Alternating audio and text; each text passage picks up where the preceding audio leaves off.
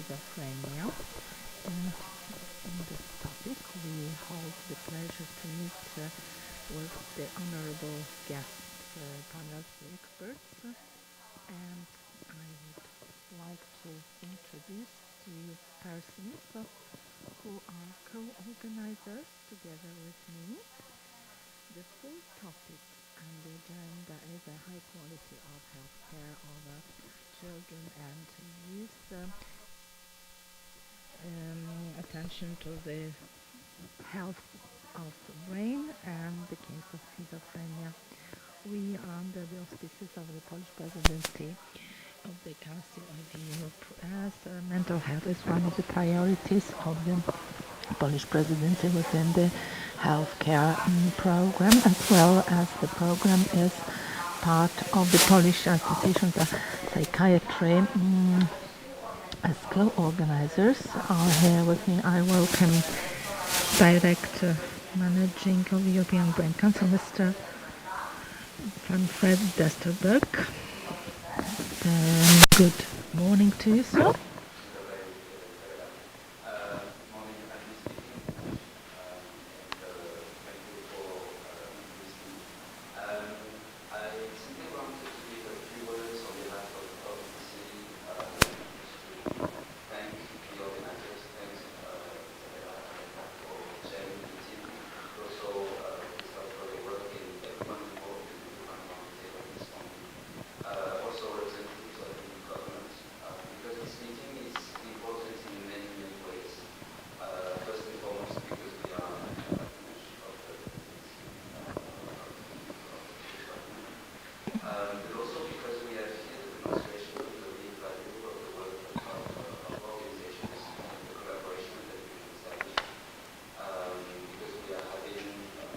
European Psychiatric Association being deeply involved in this project. The Rethinking series was grown out of the know-how of EBC and its member societies on creating the evidence on the need to improve outcomes for the millions living with a brain condition. So that means neurological, mental, and psychiatric alike. Just to summarize, it's the number one cause of disability in the world and in the EU, and the second cause of mortality in the world and in the EU. So the need for action is enormous, but it is demonstrated, and the Rethinking Schizophrenia use case is definitely the example to show the need for improvement in the care pathway of outcomes for people living with a brain condition, and also how it is a benefit to society. But the other demonstration of today is of the great collaboration that an organization like EBC, that sometimes can be seen as distant to the daily life of citizens, because we are in Brussels, because we discuss with EU institutions, but the connection to the reality in every country is exactly what the purpose of the European project is about. So if we do not respond to the needs of EU citizens, our work and our daily work would be actually somehow useless. So we are extremely grateful for the work that has been done in setting all of this together. We very much look forward to the discussion. And again, our wholehearted thanks for the organization. Thank you, Fred. Bardzo dziękujemy za wprowadzenie do tego projektu i perspektywę and patronage of the European Union. I would like to introduce now persons leading on the Polish part in the project. Madam Professor Agata Scholz of the Medical University in Warsaw, and Professor Paweł Moll, representing European Psychiatric Association. Now I give you the floor, introducing to the project phase. Let me start and producing from Prague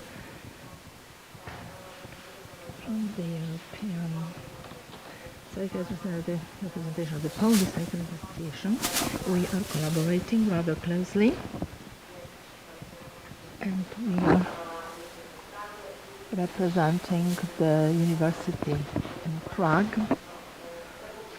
and also the Czech Republic, very important person for the mental health, and one of our neighbors, geographically speaking. So I will ask first of all to say some more words. I'm very pleased to have other panelists who are here with us, Maciej Toszewski, the Polish Minister of Health, Mrs. Kurlans from the Polish Ministry of Education, and Professor who is representing specialist psychiatry of children and adolescents. I'm very happy to have you here with us.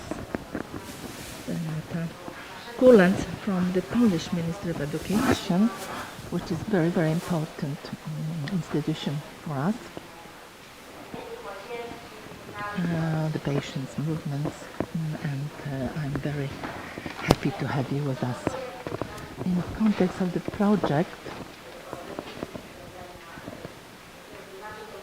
I would like to know what is to have your knowledge in that area, so you can tell us more in detail.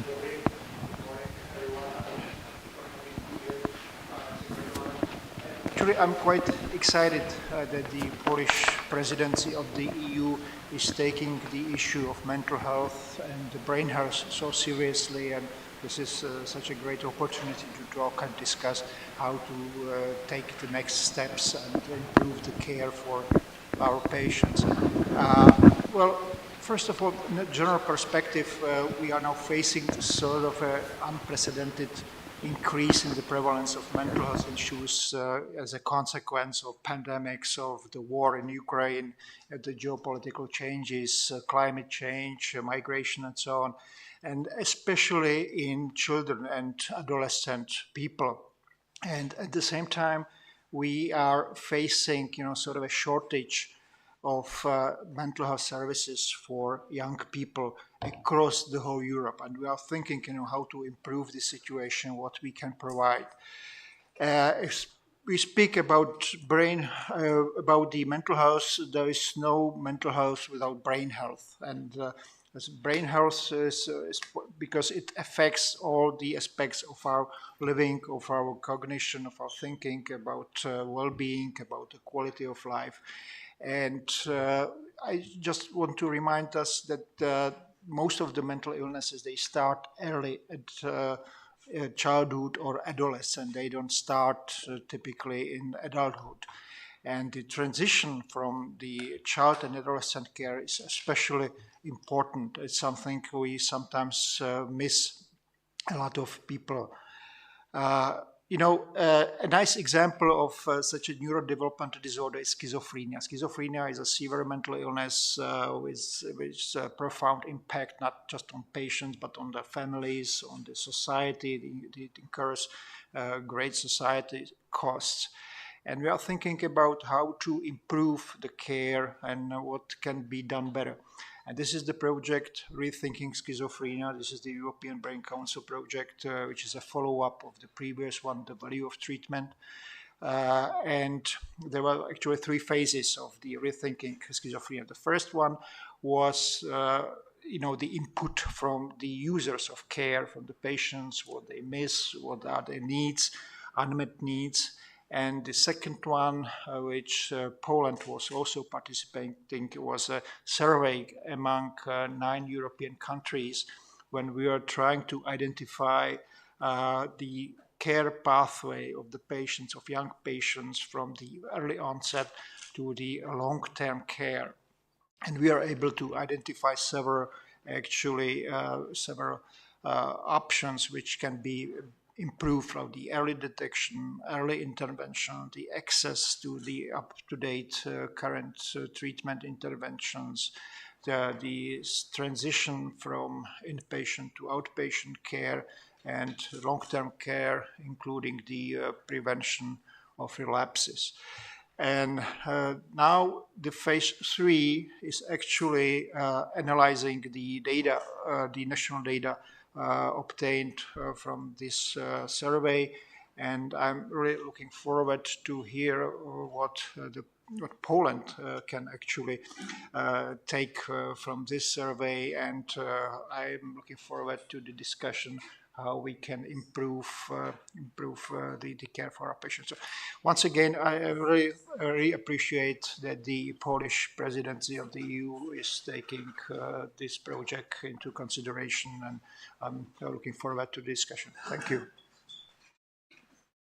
Dziękujemy bardzo. Ja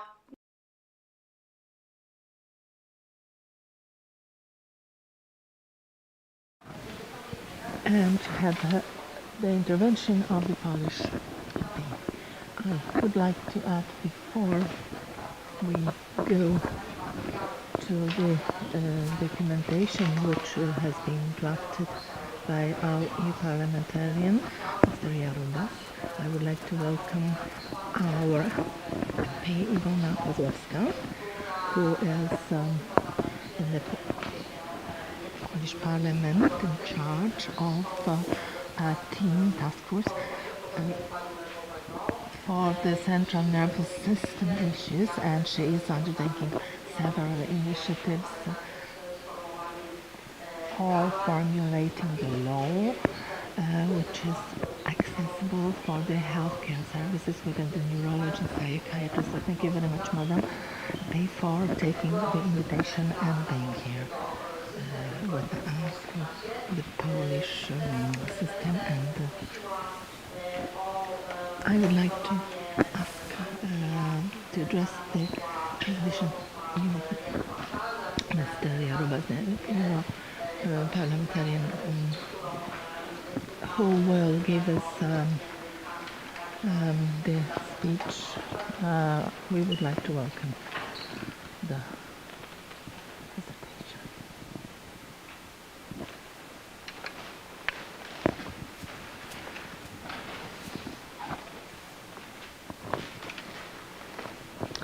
Ja tu będę się kręcić, także będzie Panu trochę przeszkadzać, ale myślę, że tylko mówię, że ja tutaj tak muszę trochę się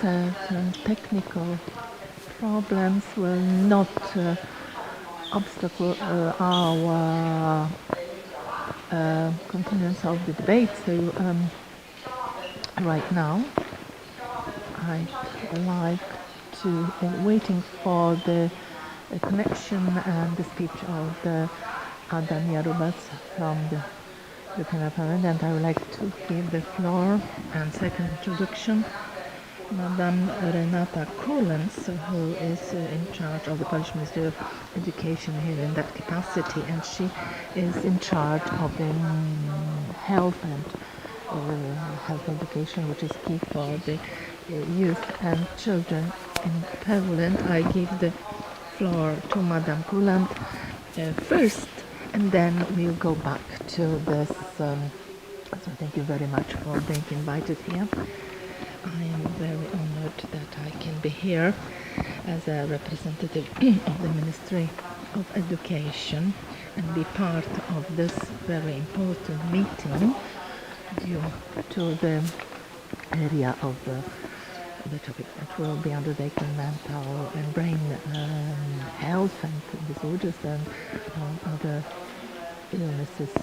As Professor has mentioned, brain is the foundation of operations of a human being or activities, and it is very important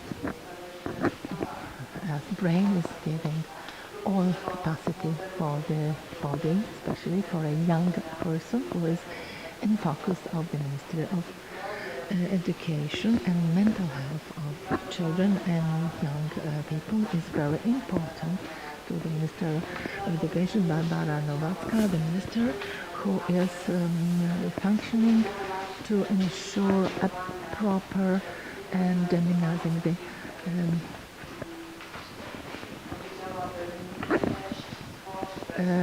some irregularities in the educational area, and perhaps better coordination of all the groups that are in charge and responsible for the mental health of the young people. So I was asked to take back as much as possible to the Ministry of Education, and all of our activities will be enriched and together give a better outcome. I think we will try to undertake another attempt for a connection and broadcasting, which was given for the European Parliamentarian Mr. Jarubas. So let's try another attempt.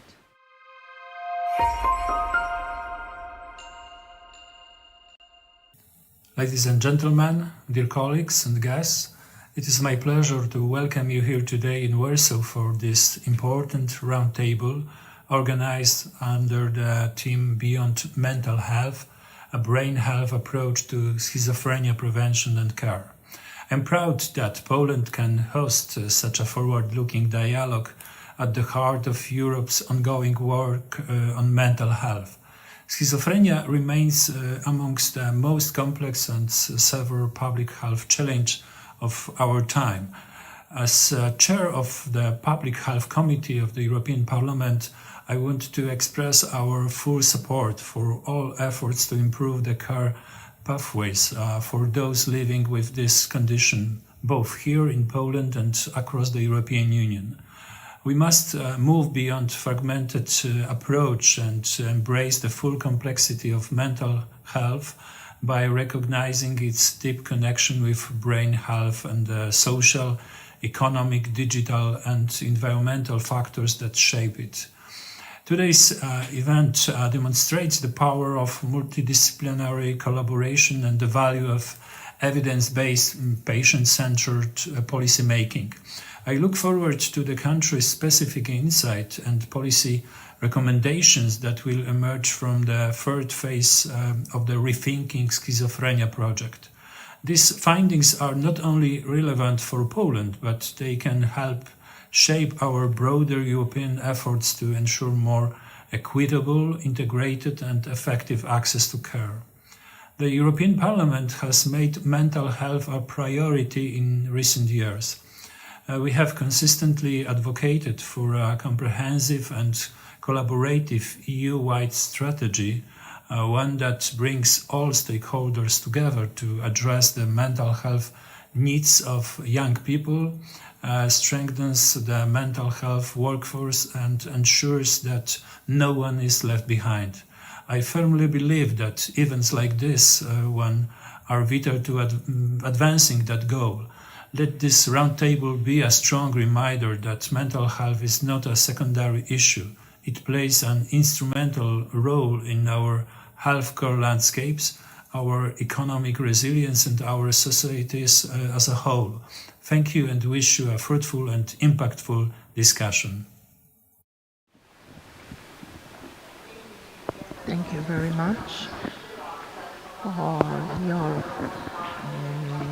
frame of the excellent guidelines for the European aspect of the mental health care. But in the Polish Presidency, we have undertaken the topic of mental health with the stress on the mental care for the young people, children, as a priority. I would like to ask now to take floor Member Ivana Kozłowska, because I think this would pretty well continue with the intervention of Mr.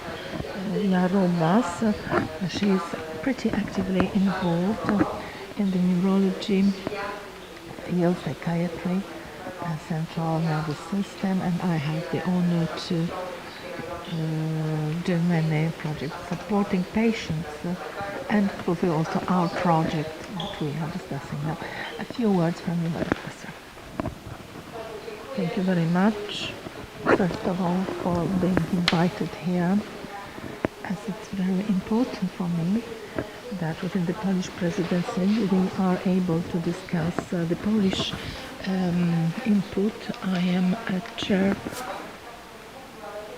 of also the rare problems, and also with Professor Miska, but we are with the children with SM,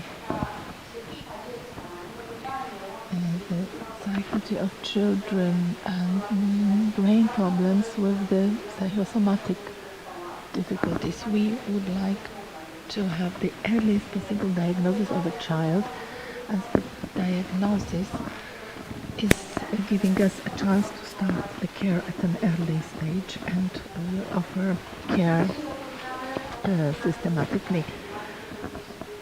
We are also offering mental health to the children and hold special programs with the doctors, offering a proper and safe maintenance healthcare, which is important when we hold our debates within the teams with the parliamentarians. We have a great success in that area because we have excellent specialists and experts in the field. Our neurologists are excellently prepared to work. They hold many possibilities and capabilities in practice. We have excellent equipped infrastructure, but the case is the system. The system, we'd like to have a program translated to systemic developments, and we would be supporting a young adolescent children from not from program to program, but to have a long-term in the system continuous care. This is what we really would like to have. We have excellent relationship with the Ministry of Health and Ministry of Education, full understanding, but we shouldn't forget that finding solutions is in education and ensuring this, which is still in shortage in on different levels. And under the Polish Presidency that we will have, we will also focus more on the mental health care of children, adolescents, and brain health care. So thank you very much. Thank you, Madam MP, for taking the floor.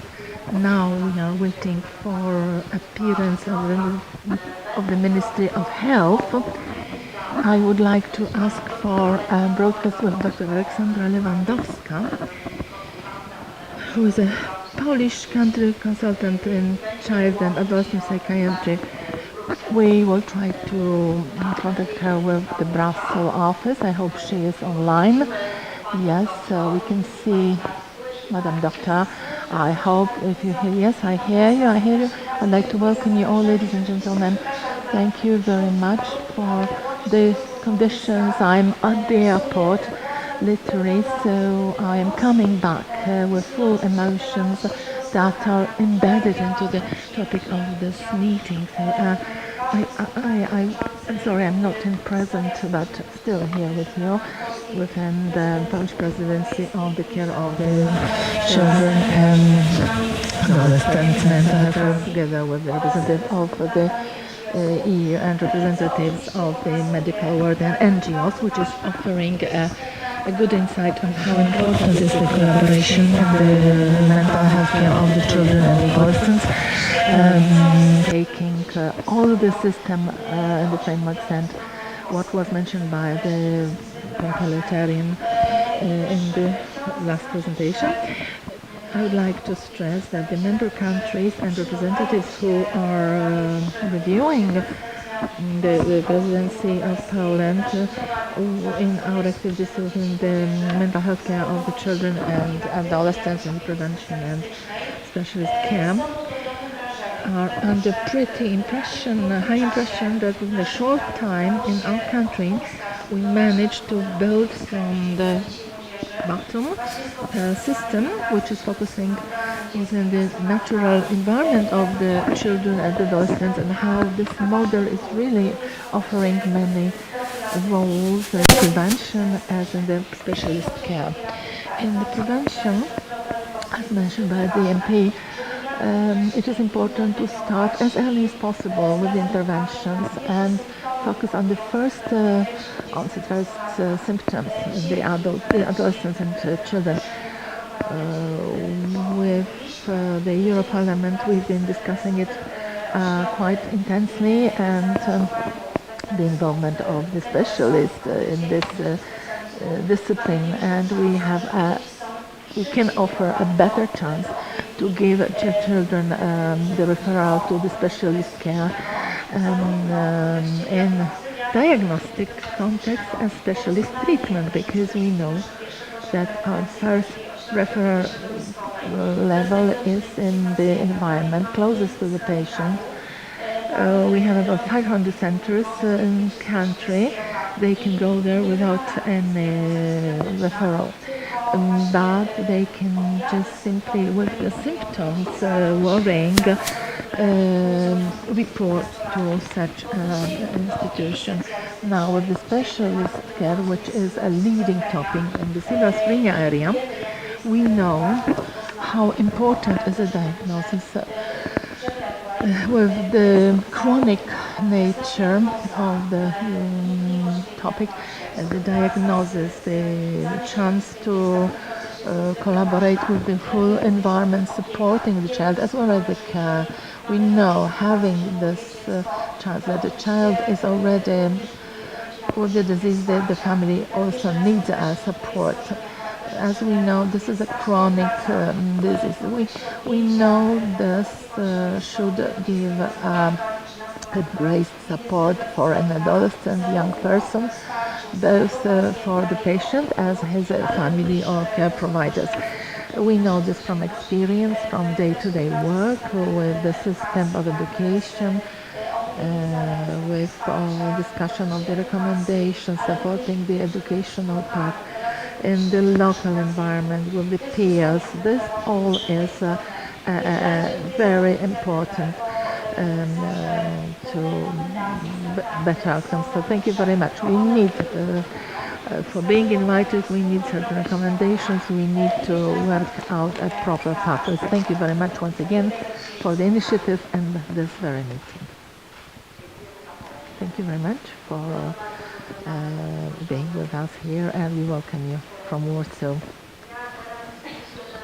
Now, with the project on schizophrenia that we began with the patient's perception of their needs and those that they really are demanding, what is missing, what is in shortage in the care. The next step, the phase 3, is what we managed to draft, and why our meeting is here giving a big outcome. What was known as the country map of the situation, which was together with mental health, with the colleagues prepared. Now going down to the next item, we are focusing on the mental health and the problems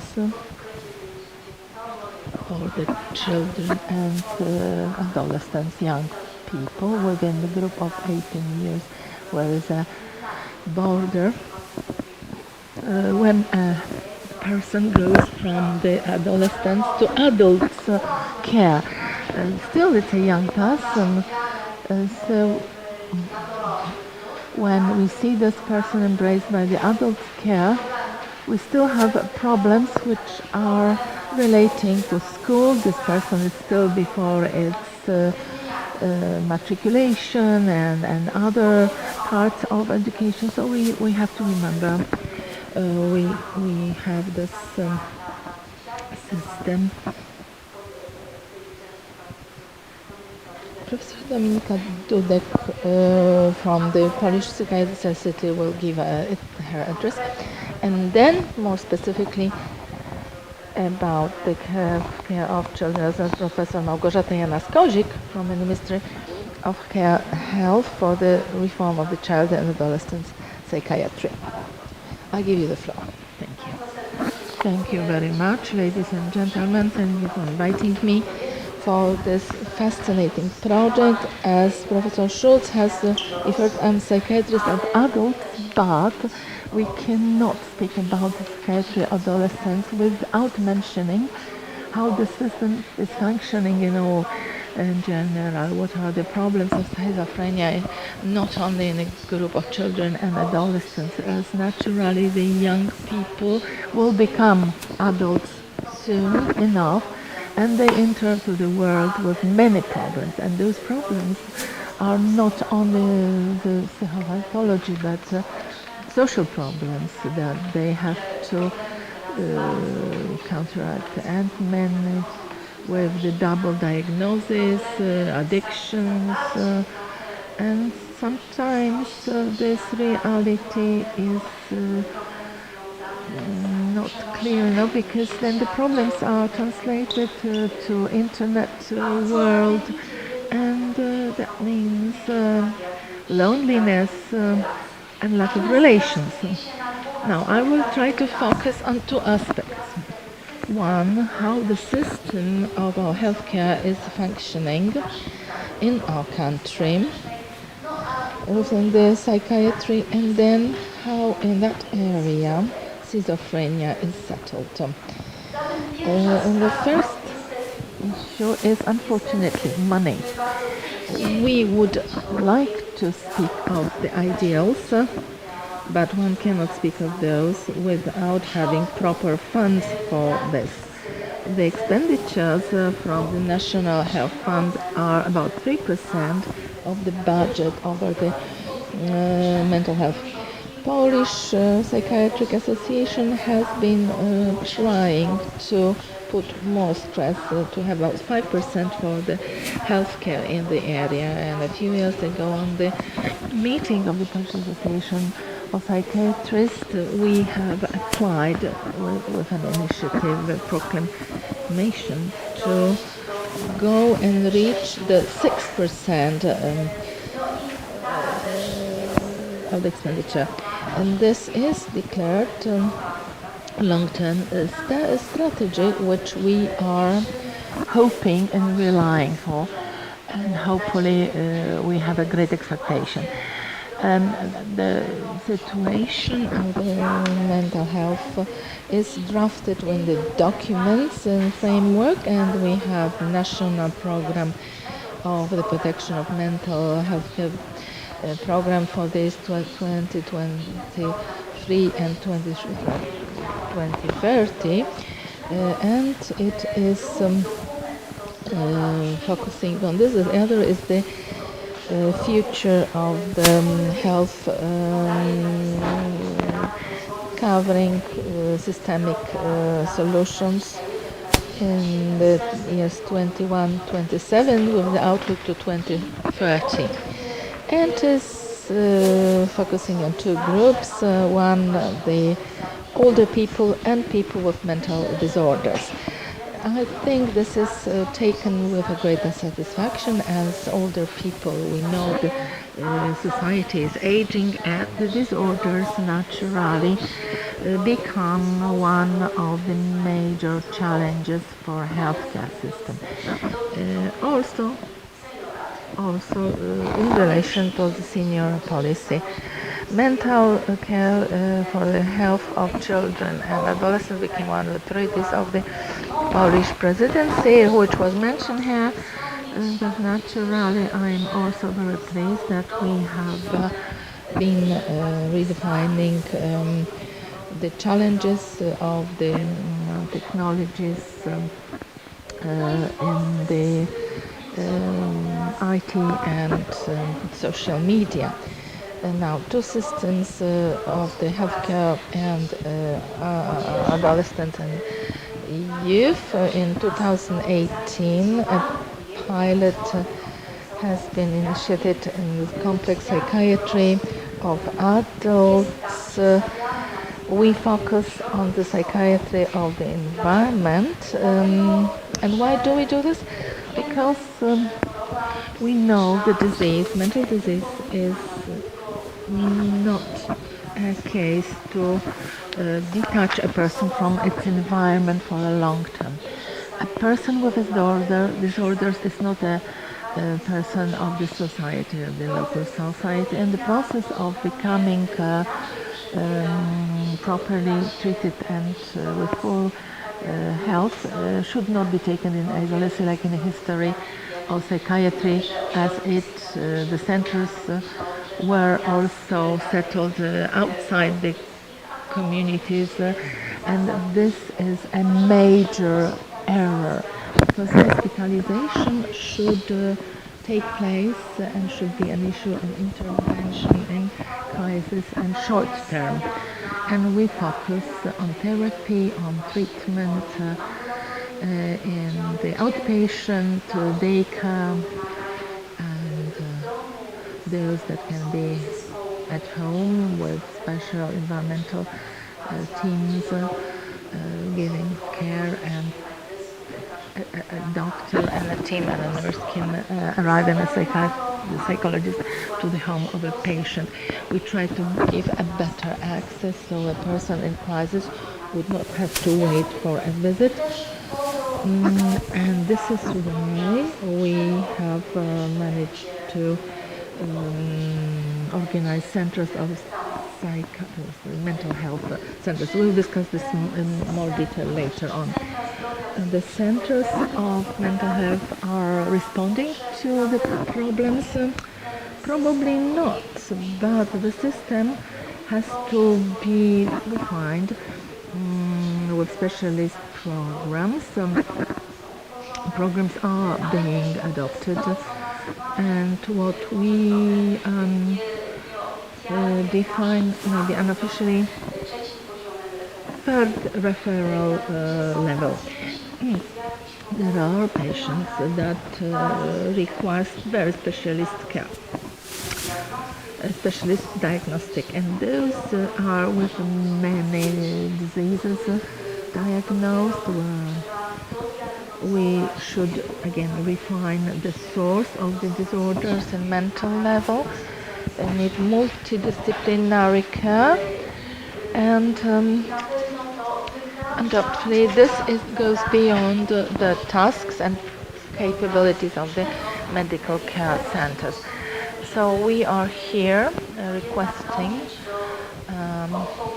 to have a proper financing for the high specialist centers that do not have to be academically labeled, but they could hold a proper expertise and multidisciplinary specialistic care.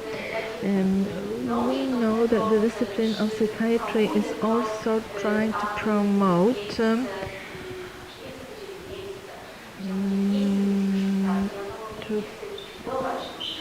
we don't want to dismantle large hospitals, but we are thinking of having a different solution of smaller wards within the general hospitals with multidisciplinary specialist wards. We know that psychiatry is not any more a black sheep in the medical world. We know that we are part of medical world, and we know that our patients require also proper general medical care. The mental disorders are also impacted by other medical problems, and people with different diseases require also our support. So this goes both ways, and this is the sort of targeting and dreaming and solutions that we could have more of the area of the situation for the psychiatry of youth and adolescents and children in a moment by person who has created it. Now, we are not starting with the psychiatry of schizophrenia. Schizophrenia is not the most important disorder in mental health. Each psychiatrist would see people with depression, with neurosis or disorders of personality. Schizophrenia is a disorder which is severe, which is developing with young people and really putting an impact on the further development of that person. Here you have a data, how many people are embraced by schizophrenia. In Poland it's about 250 people, but unofficial data state that it could be even twice, doubled. We see about 16,000 incidents per year. It starts with age of 20,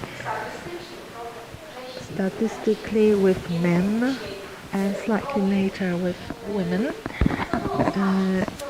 What does that mean? It means it is related to those that are still under the education at secondary school or academic, with the highest reproductive capabilities, those that are at the very threshold of the life decisions, who could start their families and develop their life programs. We have the situation of schizophrenia from the early age of children or really young teenagers.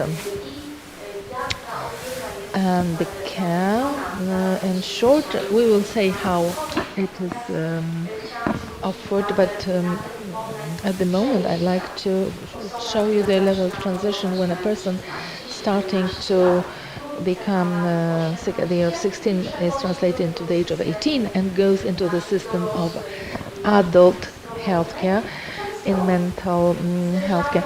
And some often being shocked with a different approach, with different challenges that are within that system. The data and research indicate that a lot of children, about 10%, are occurring one psychotic incidents, strangeness, incomprehensibility, loss of control over their mind, and some hallucinatory experiences. Of course, it does not mean diagnosed, recognized schizophrenia, but it is important how important is the early care. It does not mean we start with the pharmacological intervention at that stage, but a child undoubtedly needs a support of psychiatry, psychology, and some research studies indicate that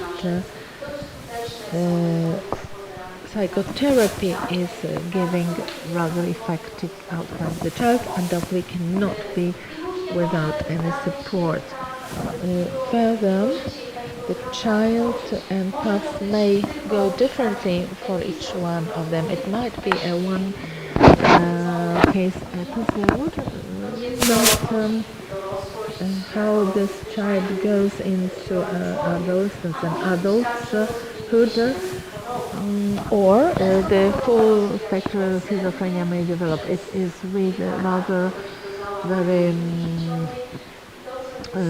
pretty difficult breaking of the lifeline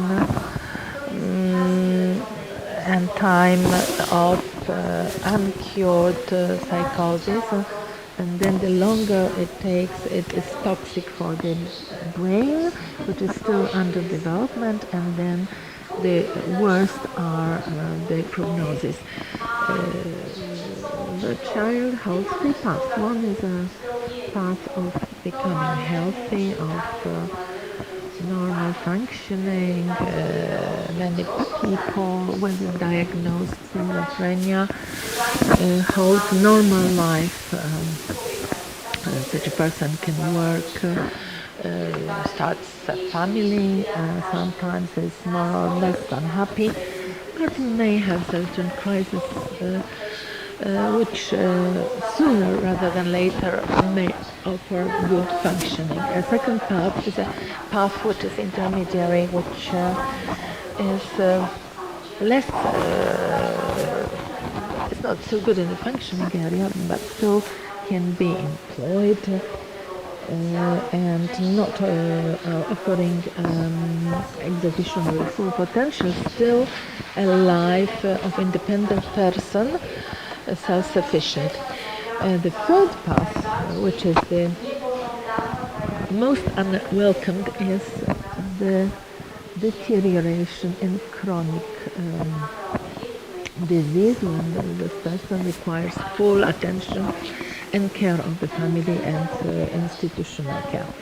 We would like to avoid and provide, and this can be done with the earliest possible intervention at the stage of the first diagnosis and early diagnosis. We know that the symptoms similar to schizophrenia may develop on the levels of other disorders, especially neurological, which are early enough cured, can give full treatment, or giving a solution to a human being that can run a proper life. In case of a Wilson's disease or properly diagnosed, it can live with that fully operationally. So the early diagnostic and elimination of other reasons, endogenic, we should start to implement early treatment for surgery. Here we have great challenges which will be discussed in the treatment of schizophrenia. Different drugs we have in psychiatry, many medications and many capabilities of implementing pharmacotherapy, and for those who are over 18, age of 18. We have new modern medications for those who are 12 or 14 years of age, but still they are holding certain challenges. Naturally, schizophrenia is incurring costs, expenditures for a person, suffering for the family and the environment, for the system. Therefore, good and modern treatment, even if someone would say and shout it's expensive, is narrowing the costs for the entire society. Naturally, improper treatment and curing gives very expensive patterns of treatment, exclusion from the employment market, and may also lead to the homelessness crisis. In Poland, this is not being discussed so broadly in context of schizophrenia, but looking at across to the ocean, how many people are homeless in the crisis of homelessness are others that are with the psychotic disorders. Now, this report on the schizophrenia negative symptoms, and many of those were focused by Agata Schultz, and they have worked on the schizophrenia being also cost for the society and the care of takers. One patient with schizophrenia holds 3 persons from the environment that are part of the life of this person. Naturally, parents, mother that is sometimes alone, aging parents, and psychiatrists of adults meet such challenges and dramas where we see terrified parents aging, also their children becoming older, and lack of their support when they are gone. So we have about 2/3 of the employment for supporting such persons. In Poland, it is estimated about several percent of the caretakers are in requirement of the psychological support, because they become they are in depression with their work. We should also hold properly functioning centers, so a person with schizophrenia could be part of the activities, and that center should offer the support from 92 hours in the reporting of the person to the center. This is from the letter of the doctor, but also psychological support or indication. We had a pilot program which was extended to the end of the current year, and the centers of mental care are reaching about 80% of the population. Naturally, would like to have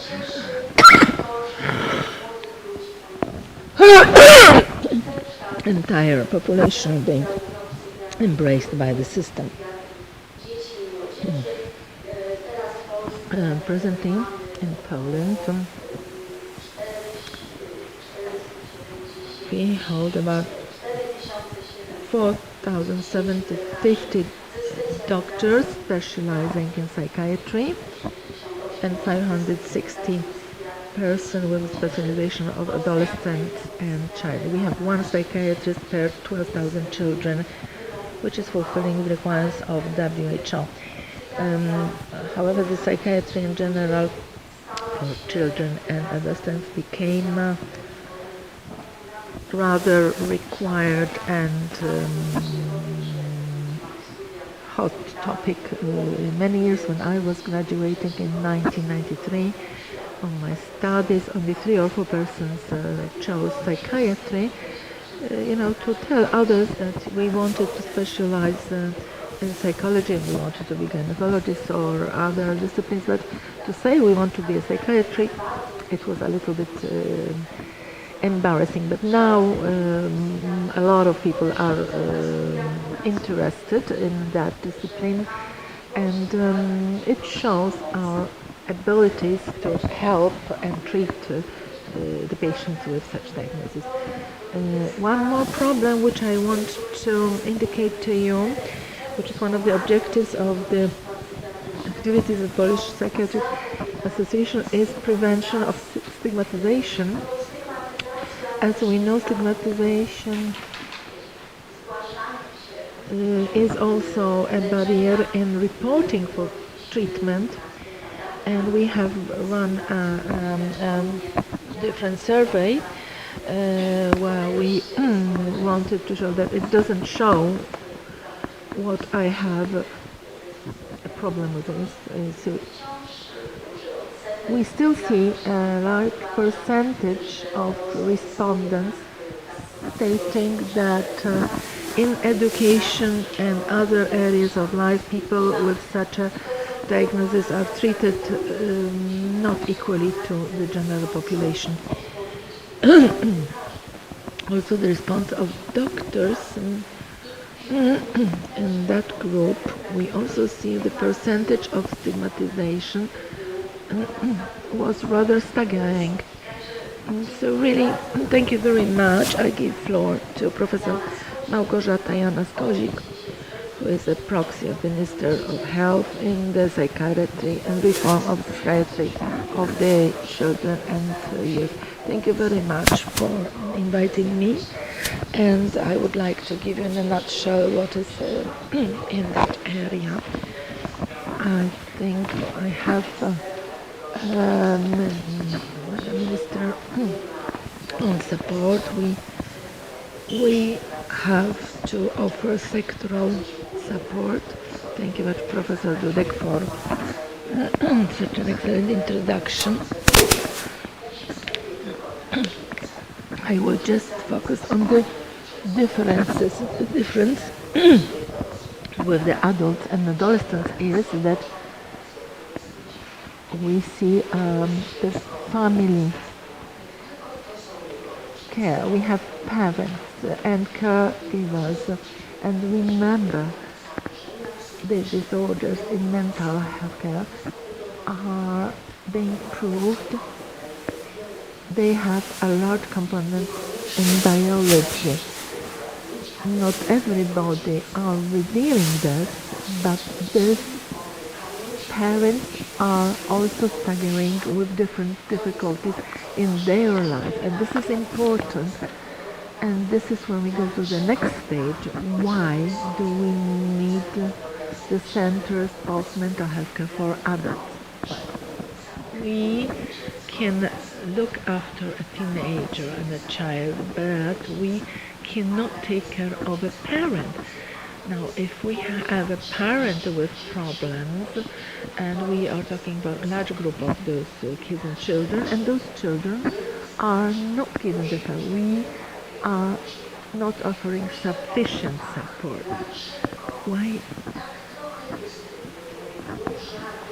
Why this disproportion is being witnessed, that from the diagnosis, because we are underestimating the total psychiatric diseases in the population of adolescents. I'm not talking about children because this is a rare case.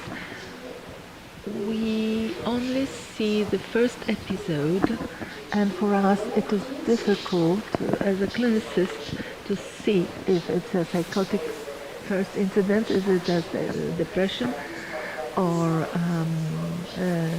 psychotic episode with other symptoms, is this acute multi-shaped incidents or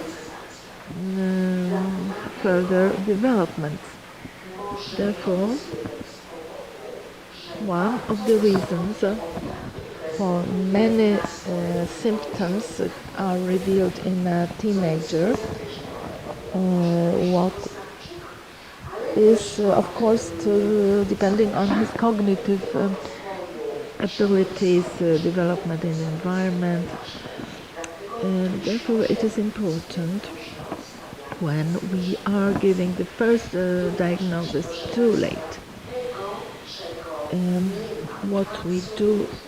What we are in shortage of, what is for us very important and difficult, is the fact that we have no prevention in our country whatsoever. It does not exist. We are not involved in the prevention. We are in a selective treatment. Therefore, intersectoral Ministry of Education is going that direction, and hopefully we will go that pathway. As Professor Dudek mentioned, not and every change in behavior of a young person, not a specific symptom or just changes on functioning, is a red light for an adult. Thank you very much, because Ministry of Education throughout the year has been involved in 75%. We have psychologists within the school. What are the competencies of such a person? That's one thing. It's a completely different discussion to be held, but very special is that we have a person for which a young person can report to and ask for support.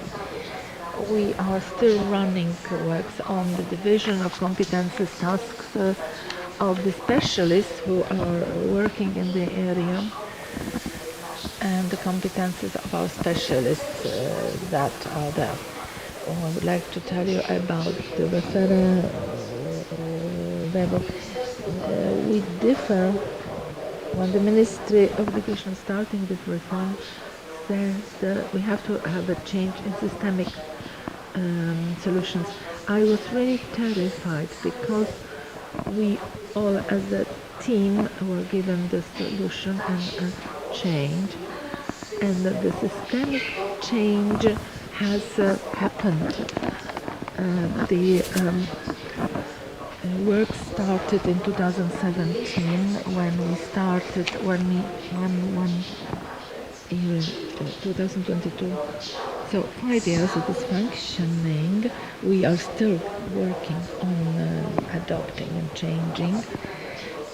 I have given my feedback in the report, but this is about the details of the employment in that sector. What Professor Duda has referred to, we are departing for closed care in health institutions. The next one is equal access to the care. If the first phase is the infirmary, we had clinics for mental health care open 24 hours, so the first referral level. And here is my appeal. Ministry of Health has managed to do a lot. National Health Fund really worked. I hear from my patients, people still don't know where are the referral centers. It has to be given in a very clear message. So if someone visits a website of the ministry, they see the address, they see the exact place where a person can refer, because about 30% of children reached their help with the first level of support. 24-hour clinics are not a bad problem, because specialists from the first referral can working properly can refer to the hospitalization and the centers that are offering open closed care support. There are no white spots. We have Professor Baszkiewicz congratulate because in Białystok he has a wonderful clinic for psychiatry of adults and children for many years. It was like a white spot on the map of Poland without 24-hour support to those patients. You see the level map of the first referral system of care, and then these on the green are on from the year 2024. It is not exactly how we want it in each of the commune, but we could see the outstretch and intensity from the first level increased to 23 kilometers from 150 kilometers distance, so it is a difference. Remember that people can use the personal system. Some of them go to the open care clinic, others go to the hospitalized institution. The doctors offering psychiatric care are in a great number, but we have to remember that they stay in the system, they don't depart from the system, because they all go to the private treatment system, and it does not relate only to psychiatry, it does relate to other disciplines in medicine, other specializations, and people go to the outside private sector of healthcare, and this is something that has to be done with. I'd like to thank and mentioned to the Minister of Health and the parliamentarians that the financing has increased 4 times, and it's over 1 billion zloty, and our procedures are pretty well estimated. I would like to say that we have a family therapy under refunding, very difficult area to be tackled, which involves 2 therapists, and people are taking services. Sometimes the specialists are not really responding in a proper way to this solution. So I am discussing this from a big Silesian center in psychotherapists that work in that system. When we go to sum up what is in shortage, however, intersectoral support is mostly with the Ministry of Education, which is a condition that is sine qua non for a patient to be tackled by the system. We offer a patient solution. This person can still have a parent present in the medical situation, or we give a choice, and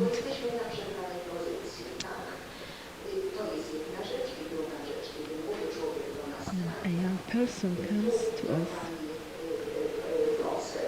I would like to address to Madam Commander also the rare diseases and the autism spectrum. This is about 5% of autistic disorders. The better this area is diagnosed, we hold better chances for a parent who is given more support. Thank you very much, Madam Professor, for a very interesting review and going pretty deeply into the topic of our discussion. We have a next person who is part of the topic, the psychiatry of adults. Welcome, Professor. I don't know if you can hear us. Yes, I can hear you. I see you. Professor has given us the perspective of the pathway for the schizophrenia care. I give you the floor because we know that you are short with your timetable, but please, we give you the floor, Professor. Yes, thank you very much. Do you have my presentation? I am not sure if you can see.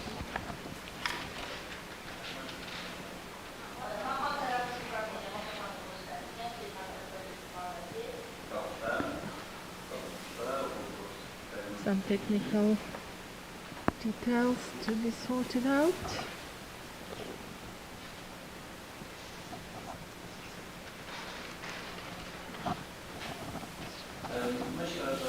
Yes, I think now, thank you very much for inviting me here.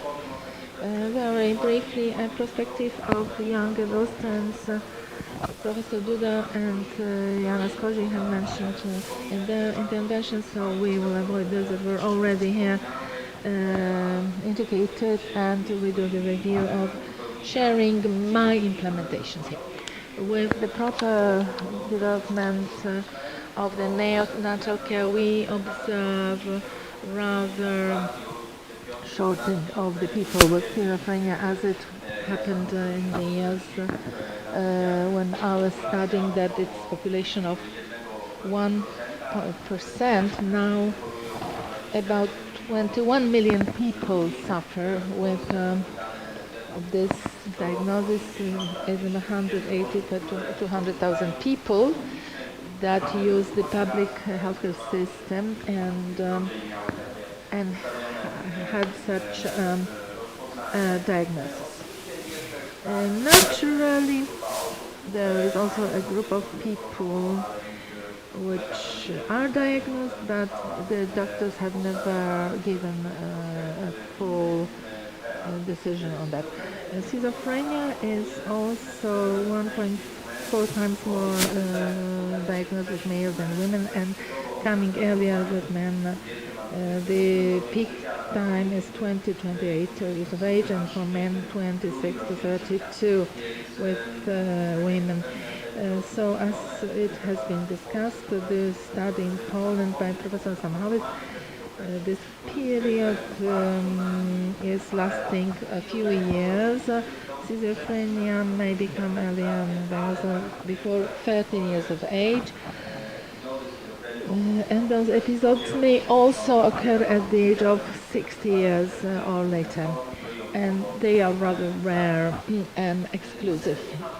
Unfortunately, we have no indications giving us credible predictions of the path and of this disease. About 20% are reaching full health. However, the majority of those patients require multidisciplinary support, institutions and family, and in a lot of people it is a chronic with remission and incidents of intensification. Why this is diagnosed difficult in schizophrenia? Because one of the incidents and symptoms is lack of insight into the disease, because the patient is not aware of being sick. And one of the most important psychopathologic dominant are delusions where are not manageable, giving false impressions, and the person becomes alienated, and the person is changing his or her lifeline, and this is going to all areas of life.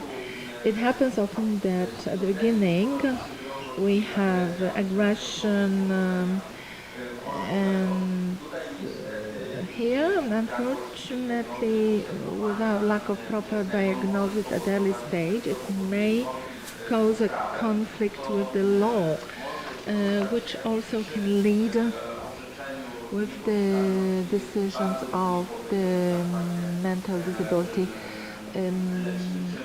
and problems with the medical treatment, because the law is construed in such a way, and other solutions in other countries also are not always aligned with the medical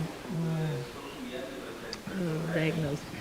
We have different medications which are used for antipsychotic drugs, and the changes in the treatment. We have new opportunities and possibilities where patients are functioning pretty well and with less stigmatization. Naturally, the modern antipsychotic drugs of the third generation are causing certain unwanted disorders, but side effects, but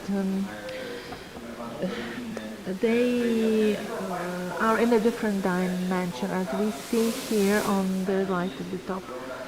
This is the stage of development of the schizophrenia patient. In general, 2 to 4 years, a period of subtle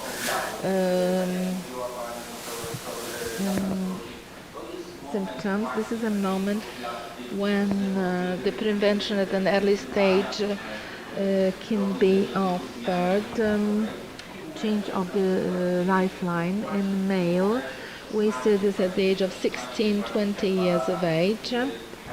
When we observe this 18 years being a borderline.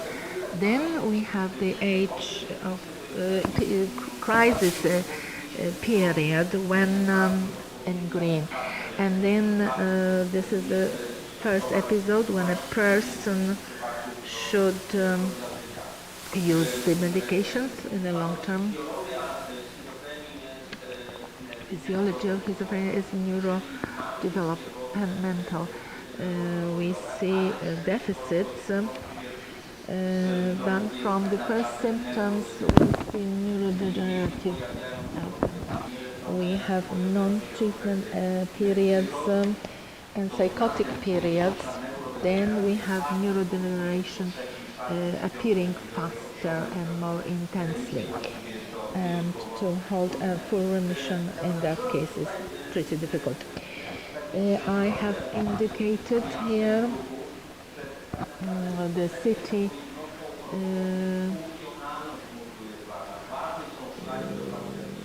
picture. This is showing the tracks and paths neurologically, the unwanted effects. We want not to have a structure functioning correctly, but proper neurotransmission. So we have the synchronic movement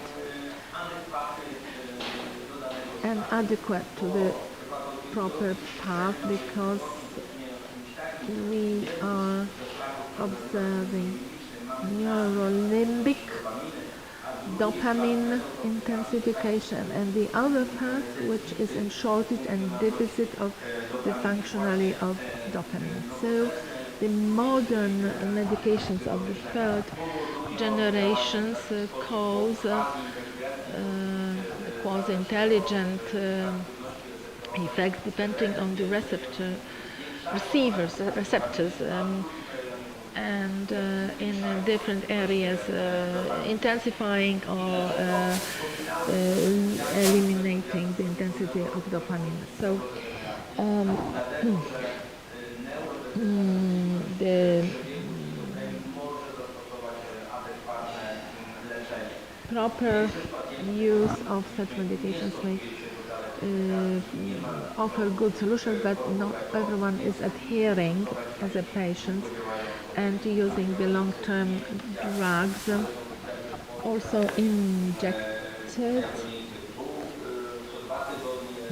every 2 weeks or every 4 weeks, or sometimes in 12 weeks lapse. They are free of charge, but I will say more in a moment, and our observance without details on the analysis of the patients who were on the long-term drugs of injections. We use long-term drugs that are typical, and the effectiveness and collaboration of the patients is increasing. A further study show in the population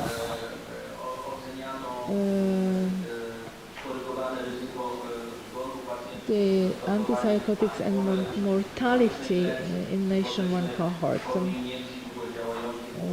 for the injections, and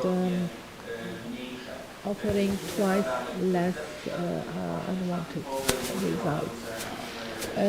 Antipsychotic and mortality cohort is also relating to the lower risk of mortality than other forms of treatment, and the same drug in the meaning of a particle in the oral intake is offering less, so the mortality is lowered, and we see many of the outcomes. What is the path of psychiatric care for the young adults? We have 3 levels: adolescents of referral. We have daycare or close hospitalization, where they are given support also with the parents' endorsement. where Agata Schulz I said with the 18 years of age, and after that stage we have a new center for the psychiatric healthcare, which is a new situation. We still have a certain gap with those institutions not overlapping properly, but naturally those that are continuing education, we may still hold the support until 21 years of age. If this person is already an adult, may go to the center of the mental health care. From the next year of April, we will have the cover of the whole country with the centers. And the center is giving within the country with one history, one patient, and having the mental health care system functioning at the second level would reach specialist care also for adults, where there will be wards for the drug-resistant patients with psychotic symptoms, and those that could be given other methods and diagnostic and therapies that are inaccessible in the center of mental health, and the pharmacotherapy with the long-term drugs.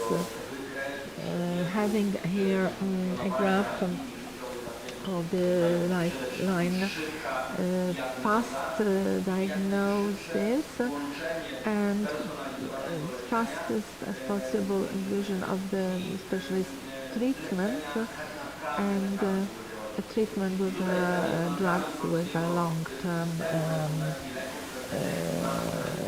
operations that are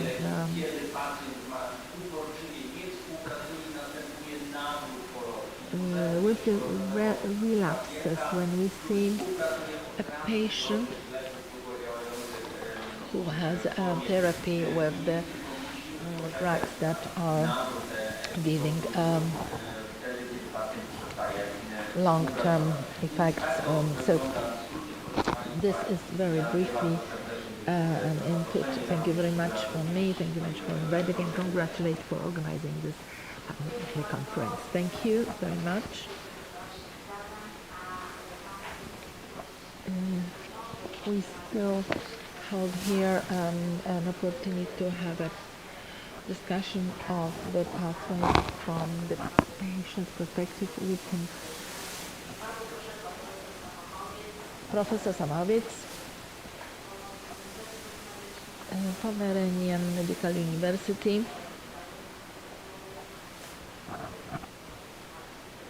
the Polish Association of Psychiatry. Thank you very much for inviting me here. If I may, I would like to ask you for PowerPoint presentation.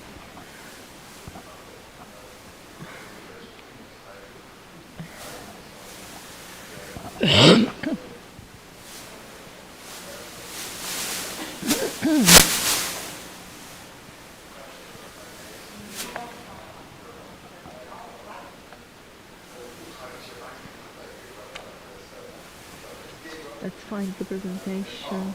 Yes, we are with the topic that is now on the agenda.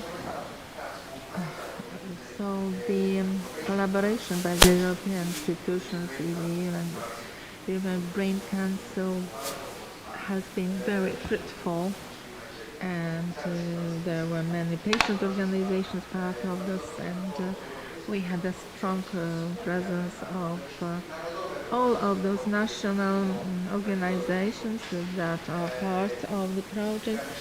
We have over 46 associations. We cover the entire Europe, map of Europe, and the participation of these associations in the European Psychiatric Association. In the project,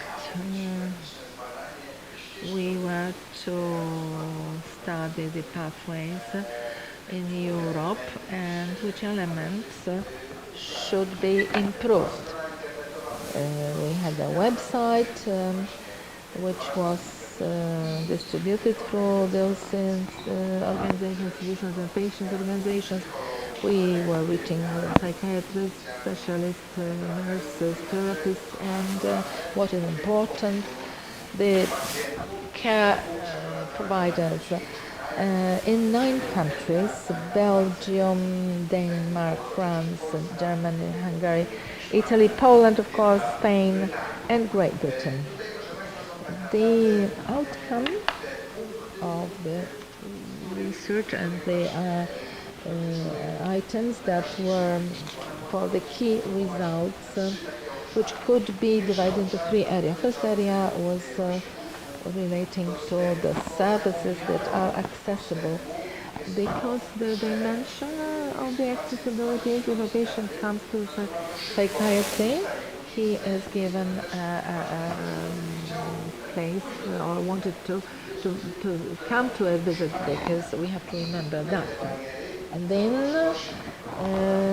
we had about 70% of people who see discrepancies in that area of the services within the national health care for mental health.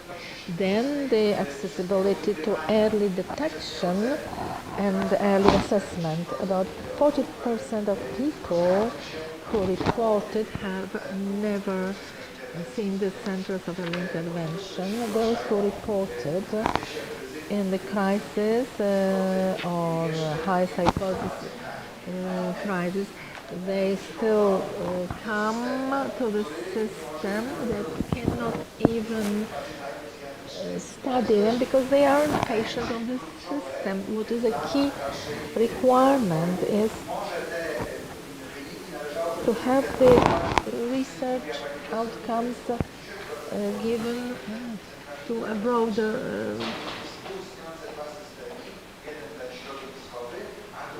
group of peers. We still have to have the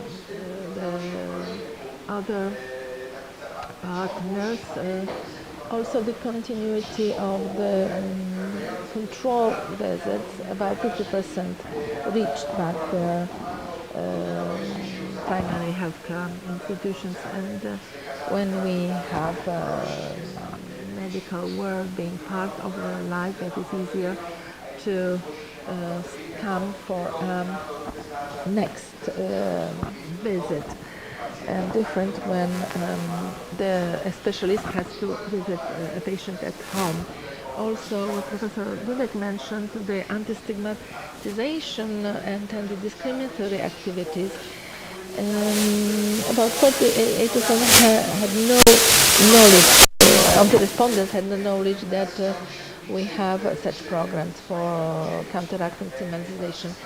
So the early diagnosis and the assessment of the cognitive functions. We are in shortage of the proper assessment because this is impacting further and systematic care. We do not have proper structures in that area. I must say that in Poland we translated the guidelines and these things from the high stage the scripts. We prepared this as a compulsory reading for those who specialize in psychiatry, and they all have the knowledge about those international guidelines of the states of high risk and possibilities of therapy in that area. But as we see, we still are in shortage and have certain areas to improve.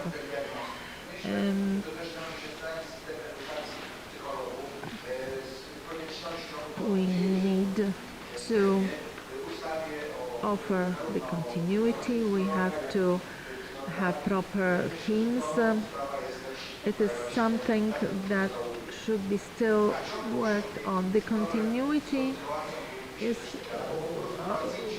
showing difficulties when the acute treatment and then the continuity is not offered properly.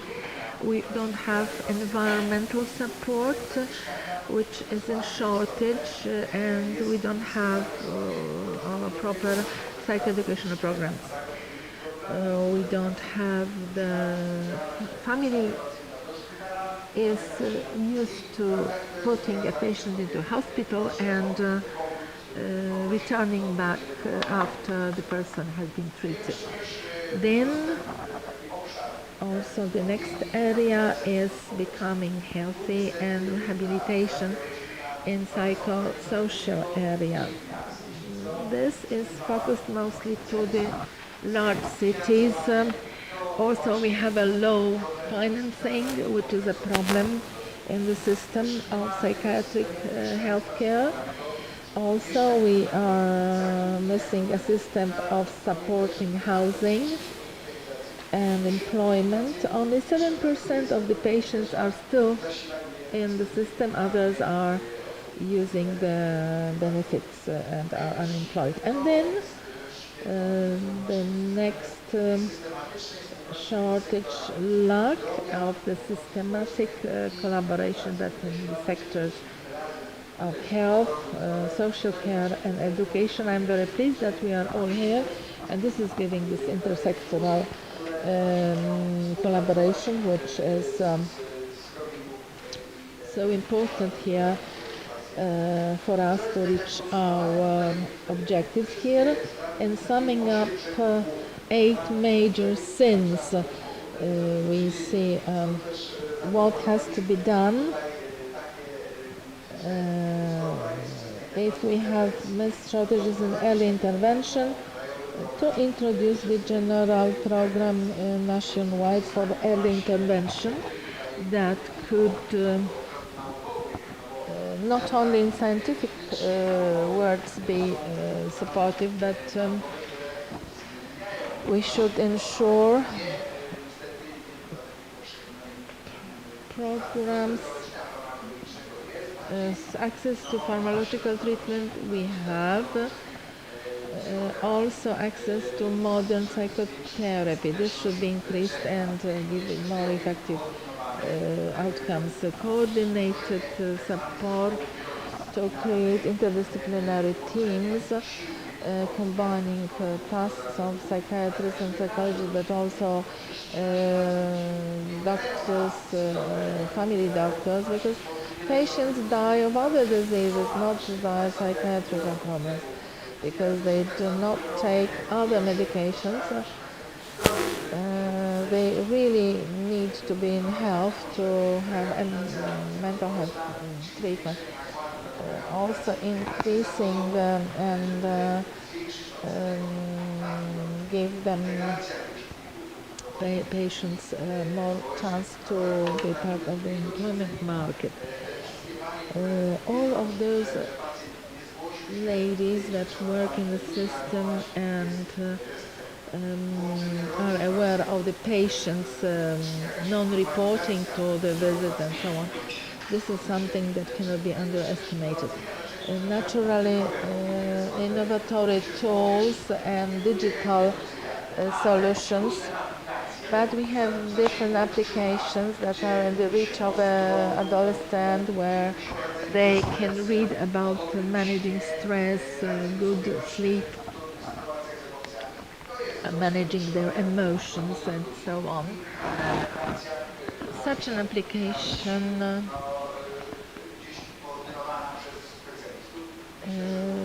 being supported by a specialist would be really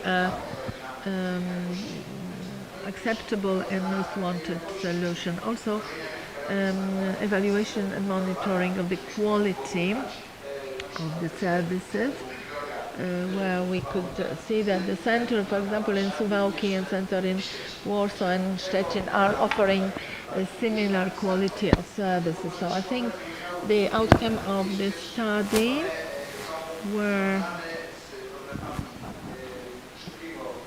the past diagnosis of the high risk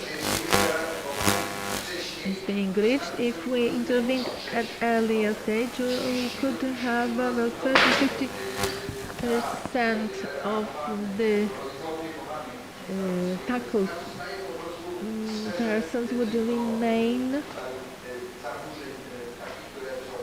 with the disorders that are only temporary. Naturally, there are psychoactive substances and then psychotic and different outcomes. All of the services have to respond to different outcomes, and they have to offer integrated pharmacological and psychological and psychiatric solutions, giving right path when the diagnosis can go and be transferred to fast hospitalization and ambulatory outpatient treatment. The patient can be under control or in a therapy, and a long late diagnosis, what Professor Dusan has referred to, is giving less and more negative prognosis. Then late diagnosis is giving also a lower quality care, and other outcomes were in the periods of breaks also developing the negative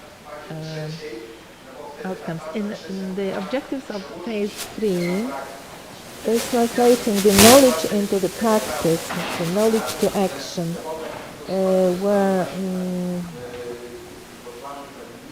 the parliamentarian had referred to the solutions to a systemic actions, where first we start organizing round tables, presenting the profile, and jointly formulating the state country priorities, then promoting the systemic changes, focusing on interventions, accessing the new therapies and all the other determinants that are there. Thank you very much. Naturally, we should still hold a discussion that will be developing. A lot has been already stated and indicated here. However, we've been waiting for a broadcast from the representatives of the patients' organization. Thank you very much for being here with us and taking the invitation. One has to remember when we draft the system and our day-to-day work with the psychiatrist, we should also hear the path being witnessed and experienced by the patients.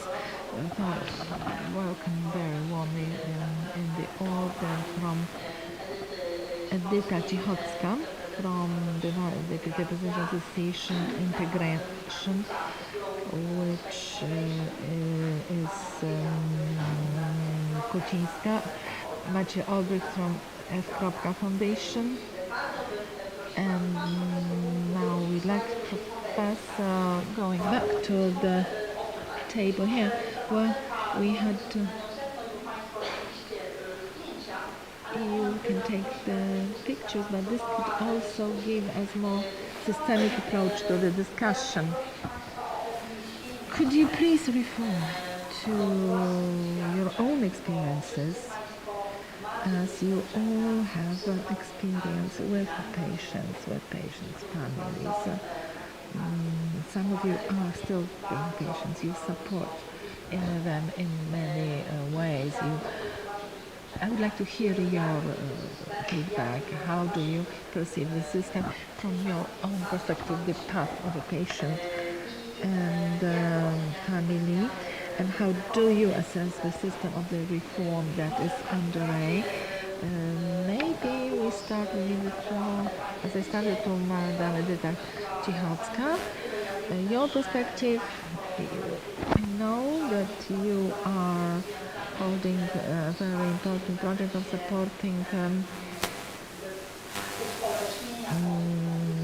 giving endorsement to those people that are in crisis. And if you could say a few words about that and their perspective. Thank you very much for the initiative and inviting the NGOs to the discussion. I'm very pleased that I was given the floor. Our association is a Warsaw organization of the families and friends of people with psychiatric disorders. Those that have difficulties with finding help for themselves or their family in area of the support of children, adults, adolescents, and their parents. I hear that for quite a few years we are a group of support. Most frequently we have people that are afraid of stigmatization, who do not want to be part of the Center for Treatment of Mental Health. So our role is also to endorse and support such people. Sometimes a parent or a young person does not know where to go, finds different support, and they are doing a pretty good job. But I've been working in the Center of Mental Health at Mokotów, and I was formulating this association in charge of the prevention activities. Thank you very much for having more of such centers. I am very happy that we have more of such institutions being in the system. What we are encountering is lack of knowledge, where to go. Sometimes it is even impossible to have such information reach over telephone conversation. So we invite to a meeting with a psychologist to our institution how we can help and support. We were discussing the family support. We also hold such meetings for families. What Madam Professor was mentioning, the longer parents are struggling, they have economic difficulties, they have problems on all lifestyle areas. So the more we can do. So the first meetings are just to assess where this person should be addressed and indicated. Sometimes we have to go to 2 or 3 different points or institutions. They go to the developmental trainings, psychiatry, psychological support. So we try to offer a coordinated support, which is also given in our work.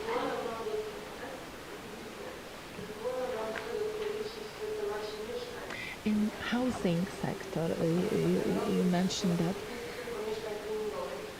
only since 2011 we hold a program.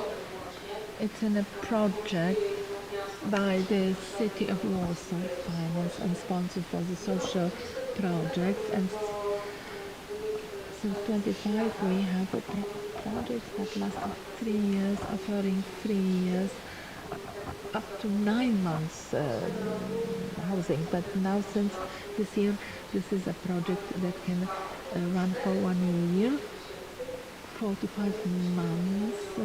But we are stubborn. We are working to outstretch and intensify that support. Maybe there are certain actions and operations that we are unaware of, so maybe this is something that we have to learn and find out. I think, and I am supporting your voice, that from the systemic solutions we have to intensify our work, and the housing activities are part of the solutions. They may change and be better. As we mentioned with Madame Isabella, we discussed the special housing for the people in demand. They become more independent, they have more decision making in their life and feeling of self decision taking. In the age of 19 to 26, this is a group. Until now, it never happened with chronic diseases, but we have now people with younger age of the incidence here that we are trying to respond with the support. Now those that are in the housing projects are becoming more and more independent, becoming part of integration programs with the society. We have support from the psychiatrists and psychologists who are offering proper training for them. What we really are counting on is the housing and the protective plan for implementing this action so that the young people witnessing elimination from the society with the long-term hospitalization could return to the employment market and be part of the life that they can take the decisions and be in the mainstream. After such stay, majority of people, we have reintegration for the local community. We work in the environmental psychiatry area. Patients that can be integrated with the local community. We have at the Makotów Center that is pretty well operating now. This is all from me in general. If you have any detailed questions, you're welcome. You have undertaken one of the topics of the survey. Professor mentioned the aspects of the social and re-entering into the mainstream life, so focusing on the target groups.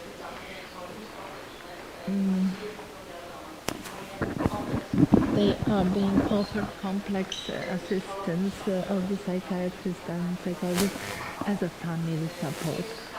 And this person is able, with the support of the experts, go back to their life, being happy in normal life, and the whole system should ensure the protection and offering such solutions. Therefore, it is pretty good that the NGOs are fulfilling the gap, and the gap is narrowed by you. I don't know how in other towns and cities the solutions are functioning, and if you hold such success, but hopefully they are able to use the good examples. That we should be discussing the systemic solutions as a supplementation in the healthcare system and education. Now the ministry that is in charge of the social care, social policy, being invited should be here with us. But we should be trying to knock at their door and ensure they be part of the process. Thank you very much. Now, I would like in the same order, Dominic Kutz. You are also an activist. You are functioning with the Ombudsman for child rights And could you give your feedback about stigmatization and the other aspects? Thank you very much for bringing up the topics. It is very interesting to hear your interventions, and I would like to say that when we started the topic, we discussed the teenager and the collaboration. All is starting with the education and system of how the health education is developed and how the NGOs as the patient health organizations can be part of it and ensure the topic to be compulsory on the curriculum. And this is something that is important and have increasing the number of users of those who, the higher we offer the education at the basic level, the more resistance to the crisis, the higher awareness that something like this can happen, and higher awareness where we can seek assistance. When we speak of the path of the patient, finally, the prevention of the early diagnosis or early detection would be something that is part of the system of education. When I reviewed the parts of the presentations that were highlighted on the screen, I see that it was clearly pointed out that we are talking about the care of a young patient, therefore a family, and then a third element or third part of the treatment is there present, as the family is part of the process. When we are discussing the holistic approach, it is not only the young people but the caregivers that is frequent that their decision, for example, giving the additional educational subjects at school, we are as a foundation running many programs when we try to reach the educational institutions here in Warsaw or in Poznań, where we are trying to ensure the support within the school systems. I am a great propagator of this basic support on the peer level, because this is not only to go and put the burden of responsibility on a young person and assessing the peers, but the basic support in a peer is informing this colleague where he or she can find support. Or to say your colleague, look, if you're afraid to go psychologist or psychiatrist at school, I can go with you to your psychiatrist at school, psychologist at school, and support you in the first contact. And we can see that when we hold the meetings, the topic is pretty well underestimated. Often the children or adolescents think we are not part of the problem. It does not consider me, it's not my problem. But often it is, and quite often it is even required that this young person is given the right direction and goes there. Thank you very much for the intersectoral collaboration and the pre-medical support. So thank you once again. Yes, as part of the support that we are offering, the peer support is a part of our program. It was very difficult. We will discuss more in detail in a smaller group, but always the issue is time. Nobody has enough time. what is most staggering, nobody knew where the psychologist or pedagogist has his office. And we started with the very, very basic logistics, and then more and more teachers use supervision. So we know that the supervisions are available, but the fact that they are showing a requirement, they want to be better educated is important. So we are also focusing on underlying this element. Thank you very much. Now I would like to give the floor to Maciej Olbrysz from the Foundation E.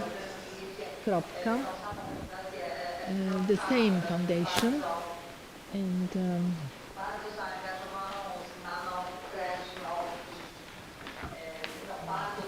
pretty well functioning and involved in different enterprises. I would like you to share your experience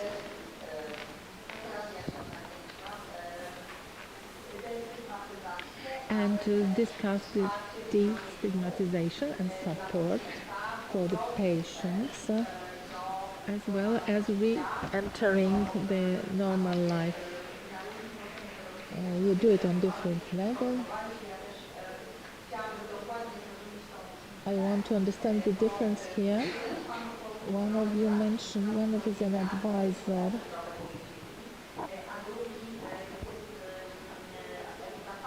One is an educator. I would like to know the difference that you... No, it's simple.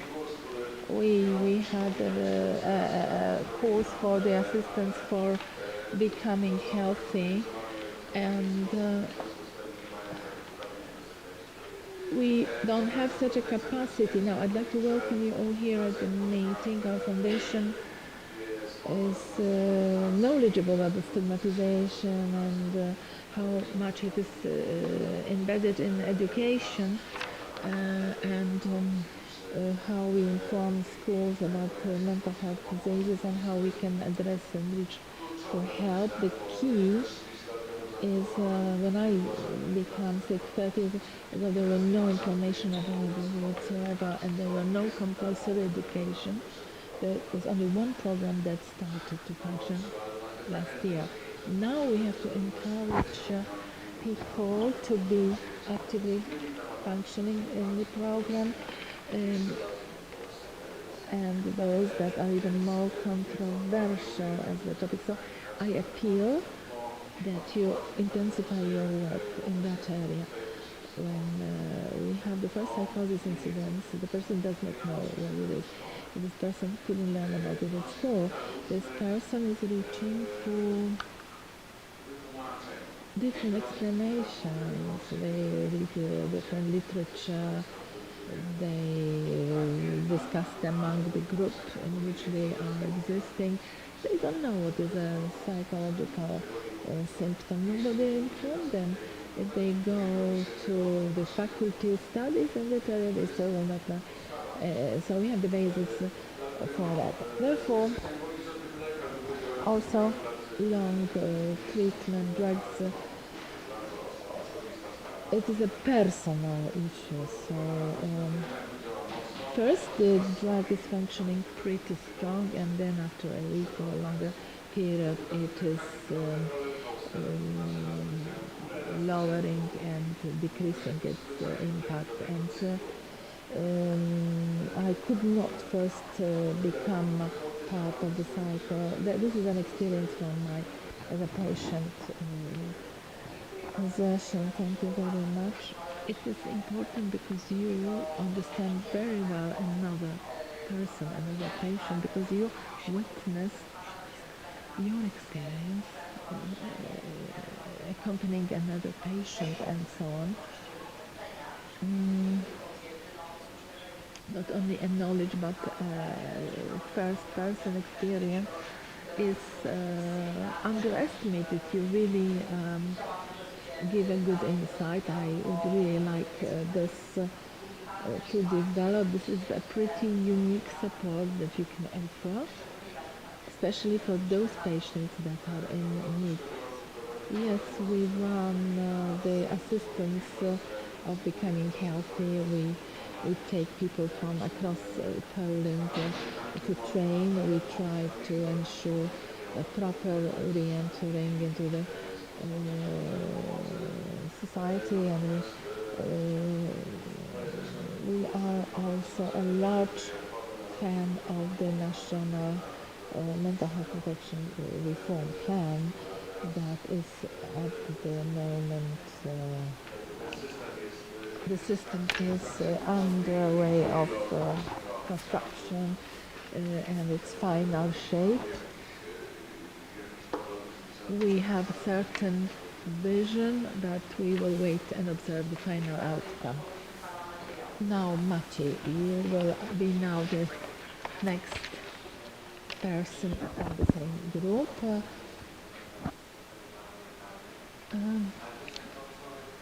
Being part of the paranoid schizophrenia group, I have my own experience.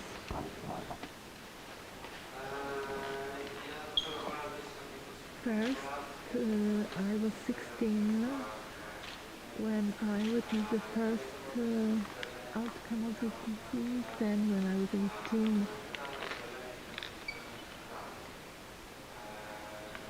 I was at a hospital ward, at a closed ward, and here there should be a smooth transition in different stages of the treatment because the trauma of becoming sick is already high enough and intensive.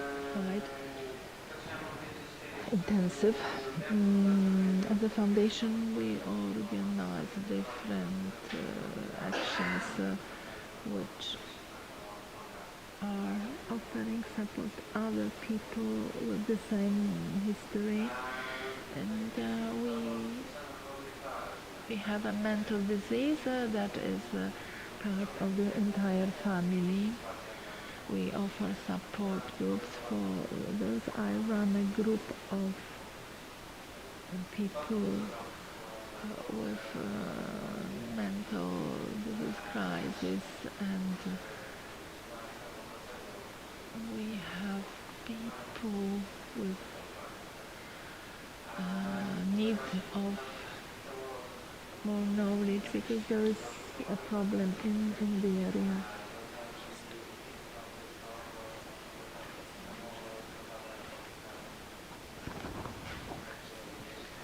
The psychiatric support for a child and the family and a parent sometimes is also in need of a support, as well as the child.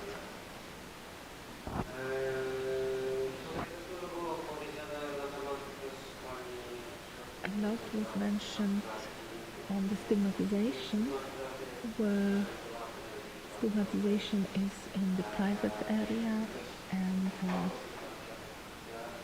self-stigmatization, where a person after a crisis also diminishes his or her role. And so a person is lowering his self-evaluation. A more serious problem.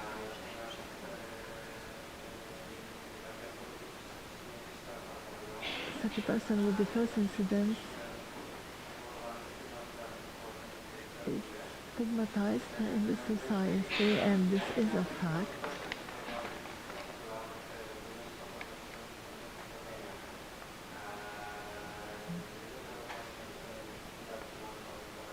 We have the clinic within our foundation, where we can really give some information to the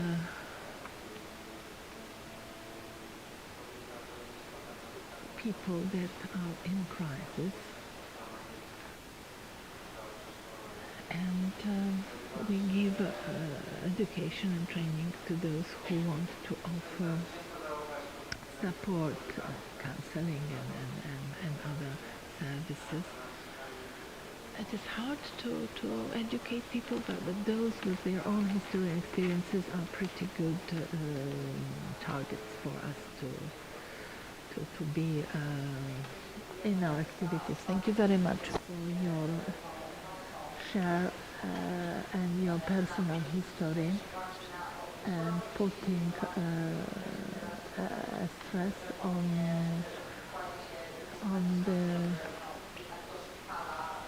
reform and the fact that the most acute incidences would be part of the mainstream hospitalization, and only those that are really requiring a crisis intervention would be with the mainstream. But also the systemic and supportive services should be developed and should not be underestimated. You wanted to add something, Dominic? So very shortly, because we still have more panelists. Yes, I just wanted to add that this path and the order in which we have the laws on the psychiatrist and psychologist profession and the assistants, quite frequently young people who are for the very first time in the crisis go to the doctors of the first contact, pediatrists, internists, sometimes to the improper specialists, because when they don't have the right diagnosis being given in their case. So within the system of healthcare, you should ensure to focus on the collaboration between doctors of different specializations, because a young person may not know where to go to. So they may go to the pediatrist first before reaching the specialist. Thank you very much for this collaboration being a significant element of the solutions. We will reach this in the conclusions from the meeting. Thank you very much for all your interventions. We are slightly over the time, but now we go to the next panel. And here we have those guests who are part of the meeting and came at a later stage to come and join us at the table. And you are welcome to take your seats. Dr. Maciej Karaszewski from the Polish Ministry of Health.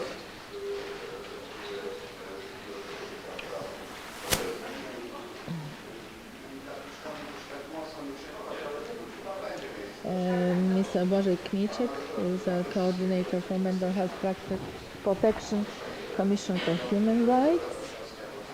Katarzyna Skątowska-Szyszko, Office of the Children and Adolescents Ombudsman. I give the floor to Director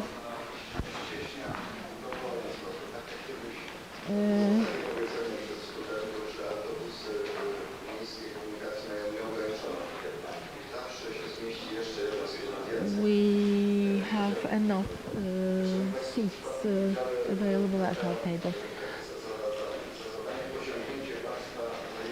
Now we would like to ask you for your feedback to tell us the barriers that are observed and can be counteracted in the early intervention, continuity of care and social determinants of health. So here I would like to ask those of you who are holding knowledge and can give and share their insight other different offices of ombudsman are being represented. If you could indicate what is most challenging for us, and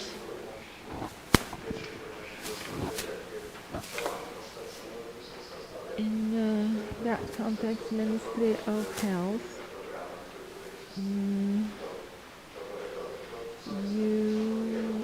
you witness barriers. What is the greatest barrier? Is this money-wise, or from your point of view, could you tell us how the psychiatry and the reform to be completed, and we could be boastful and say we close the system that is functioning 100%. Yes, the system is functioning. Good morning, ladies and gentlemen. Thank you for being invited here. Ministry of Health is the most important institution. I would say that we joined this functional Ministry of Finance. However, health is the most important part of the Polish citizens' state. Thank you for your comment.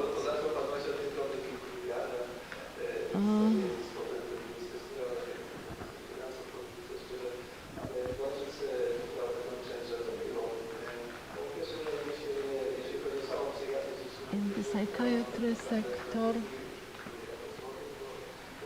it's not an issue of funds, but one can say the psychiatry is underestimated. We should not look for great gaps in that area. Of course, we should remember about investment in the sector, because the sector is not in a pretty good shape, not everywhere in the country. It is in a poor shape in many areas, in many parts of the country.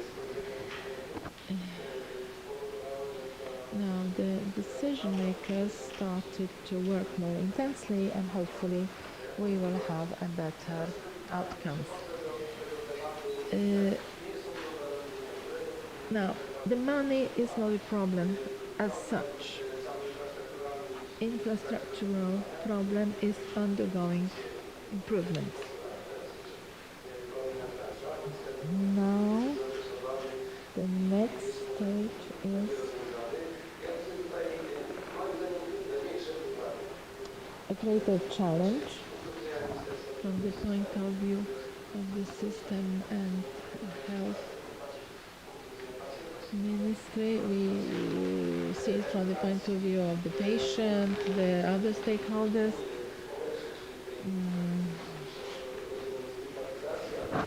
We also have the element of stigmatization.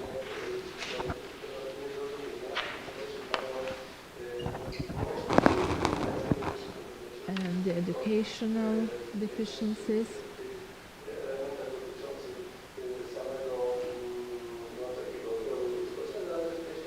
With the problems on the society level, within the schools, the teachers, educational teams, and lack of proper consolidation and approach to the problems of the peer groups, and we have to ensure that the groups are being properly supported. We have many barriers that have to be indicated.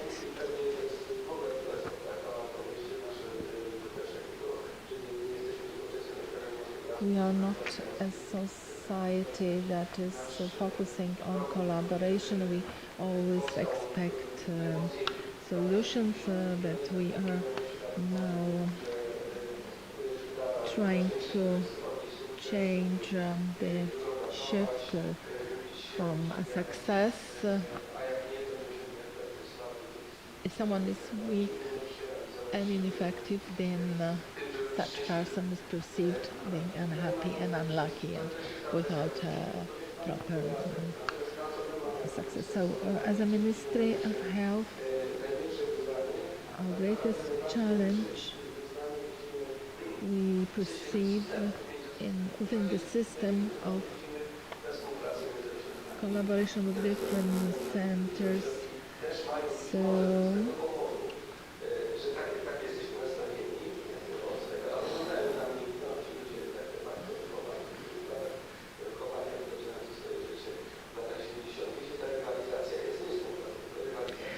it is the stigma of the past times when people are competing rather than collaborating. So he's referring to that sort of aspect. It depends. It depends. For people, some of the people, it's a money issue. For others, it is the career path and so on. So we do not see a proper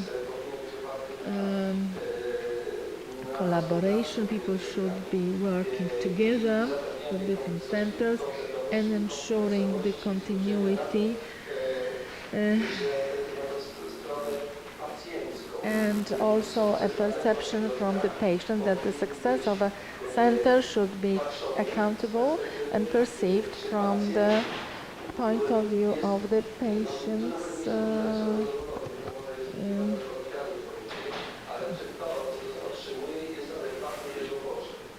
patient's needs, whether the needs are met. Because as a patient, I would understand I am not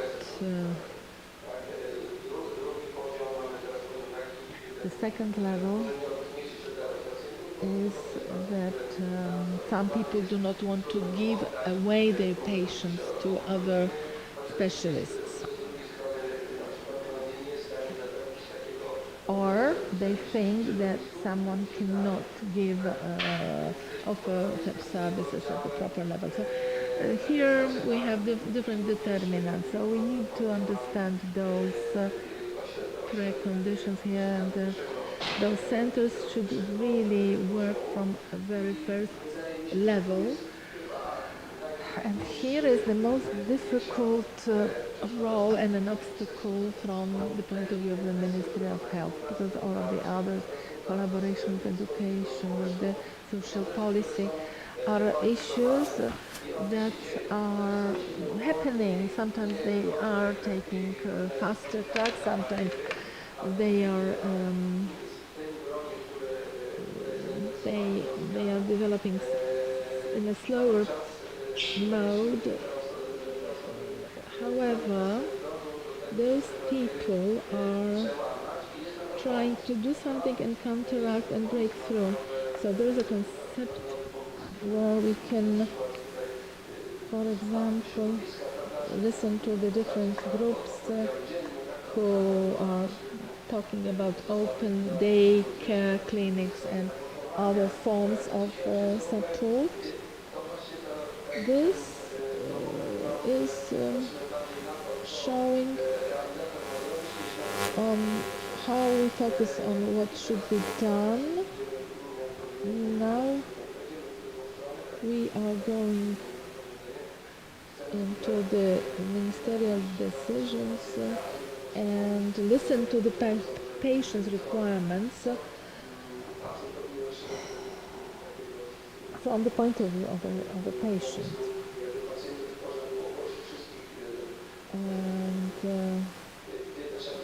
And not fitting them into one box, because sometimes one cannot solve a problem in such a manner.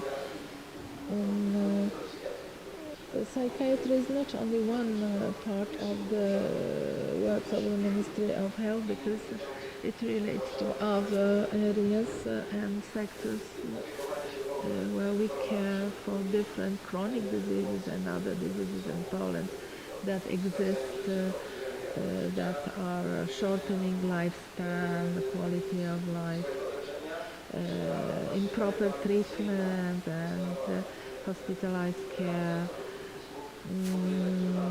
is causing long queues in clinics, and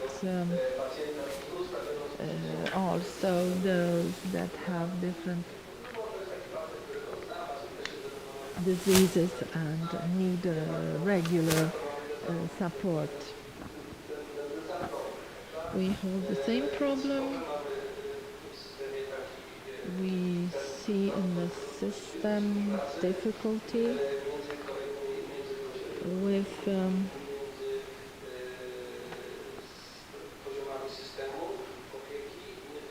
different levels of care in the system.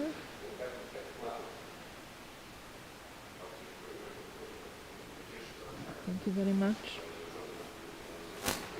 I'm pleased that we have funds that are properly spent. We have here also this topic for the services being paid upfront or in a bulk, that we will not have the solutions for the expenditures as they were in the past. It's not an easy question. I would not agree fully here. And from this environment, I could say some of them state that they have enough funds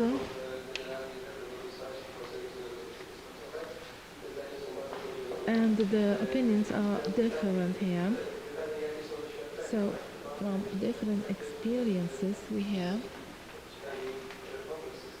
that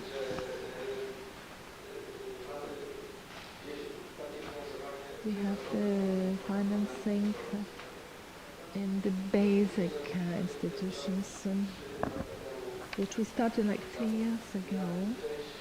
But some of the services and the doctors have a special fund which they can use for offering the services to their patient.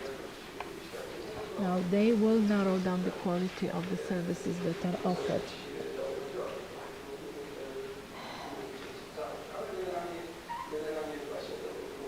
In general, doctors should have an available amount of referral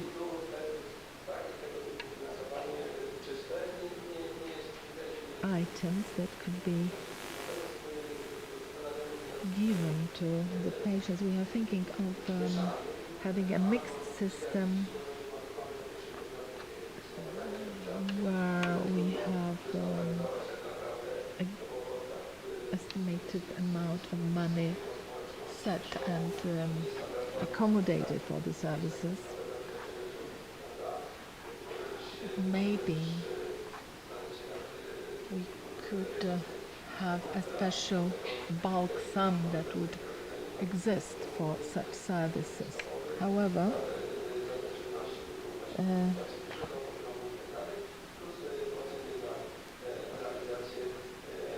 this solution could be supplemented by other services that are required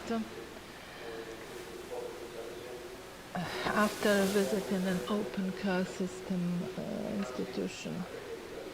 What is most effective? This is still under consideration. We are trying to use experiences of other countries and the form of financing the services offered to the patients. Nobody has found a golden solution yet, but we should learn to collaborate and we should really be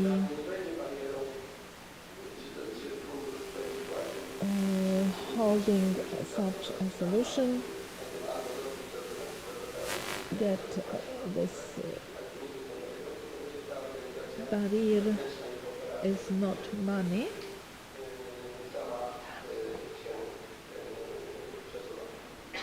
and the requirement needs would be considered and tackled into the shape of that financing system. So we should adjust the solutions to our requirements. Now Katarzyna Skrękowska-Szyszko, the Office of the Children and Adolescents Ombudsman, would take the floor, and she would tell us what is the most important and key requirement. Yes, we are here trying to hear all of the crisis situations that we witness, and here I would like to indicate predominantly the knowledge and information in 2025. It was already mentioned in the previous debate, we still have a lack of common knowledge where to find help in the crisis of a child. This is something the most shocking information for me. The second thing is the information about the state of health of a child goes between different stakeholders here, and within the healthcare system sector and service providers and other entities that are offering paid services. We still don't have the electronic system, and this is conducive to a situation when a child is parallel in different processes of therapy and treatment, which is completely contradicting the patterns of proper coordination, and it's very hard to detect. And the intersectoral information exchange, sector of the policy and social issues, we have big problems in reaching this collaboration in the sector of the next problem which we identify is pretty poor decision-taking process on the analysis, how one sector reacts to the problems against another one. Very strongly we see the impact of the reform of the adolescents and the closed system of healthcare. We have a big inflow of the patients in closed healthcare system. This is impacting the Ministry of Justice activities. We also see impact on the psychological support, the crisis in the foster families. This is really witnessed. We have no houses or families who are interested in fostering actions.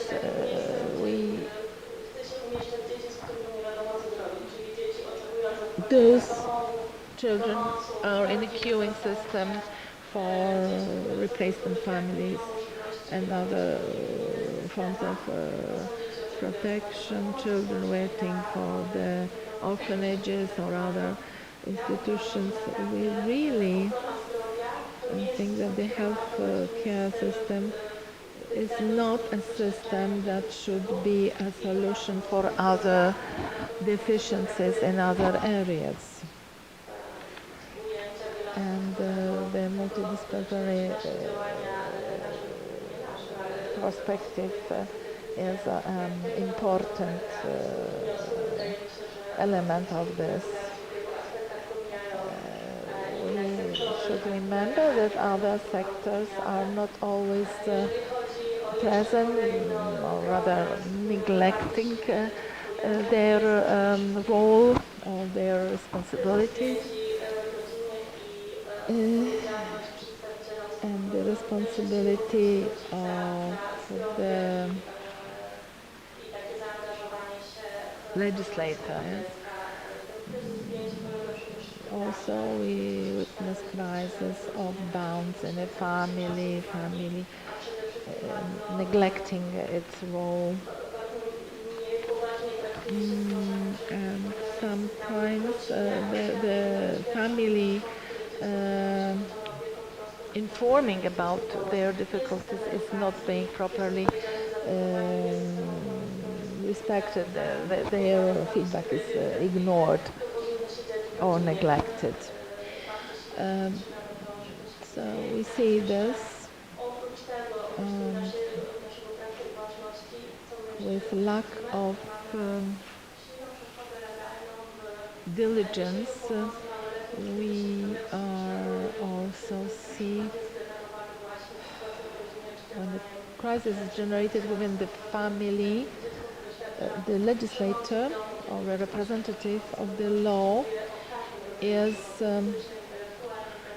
in converted commas ignorant to the problems that are part of that family.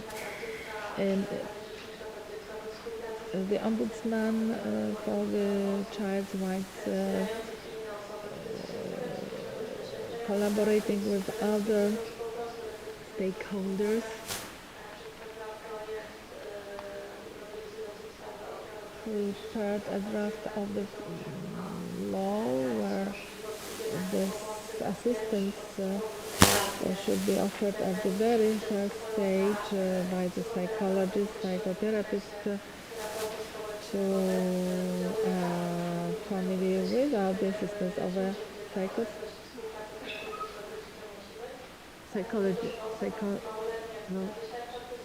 medical doctor.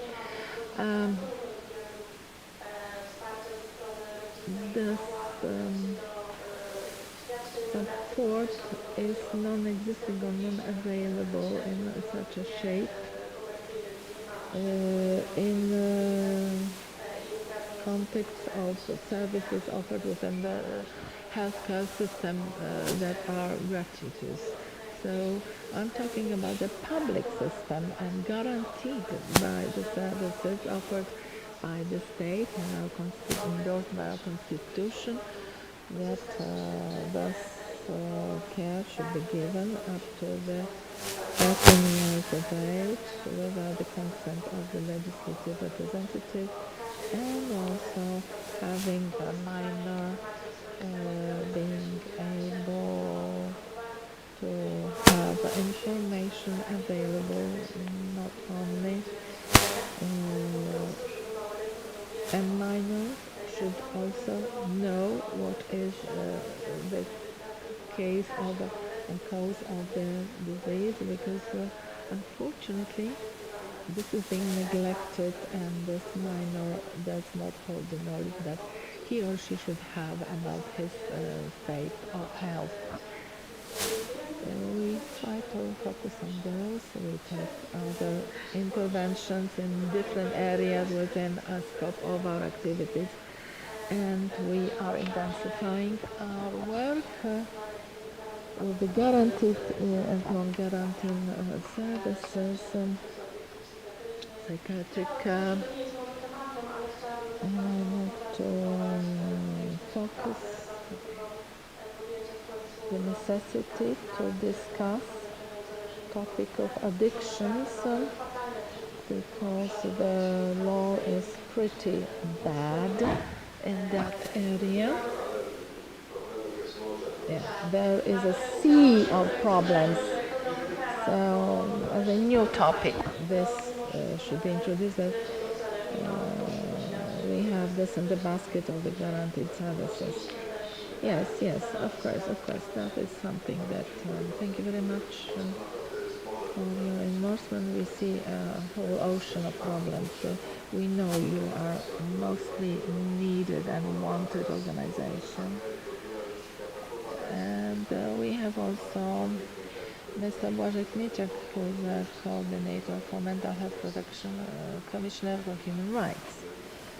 And could you possibly share with us your experience? Yes, the Ombudsman, as the Ombudsman for Child's Rights, has rights that have to be observed within the state administration. I must say that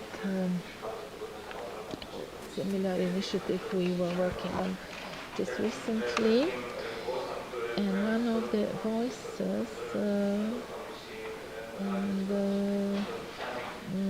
disability task force and mental health task force, which were referred to by the director, we are missing a center for coordination similar to those Western sectoral institution perspective. So a reform of the mental health care system. We are aware that we are working on two tracks for the adults and the children and adolescents. We are in shortage of the coordination of the perception of the two elements of the system. The average family does not know where to go for help and find support in the specialistic field in their area where they live. Personally, as a father of an adolescent, where to go with a child in crisis. Now we reached a stage. We really discussed here different sectors and problems that are already tackling the problems of mental health from their point of view. But now we should hold. I know that a state see there are institutions and people who hold positions. I was a member of a team in a pedophile group, and we were creating a new institution. There, people did not think of having this institution be part of a budgetary expenditure, so the problem started at that level. Of course, when we have some solutions, they have to embrace different aspects. We need to understand that there's Ministry of Health, Ministry of Education, Ministry of Social Affairs, but we don't see the outcomes and reaction to the problems that are identified.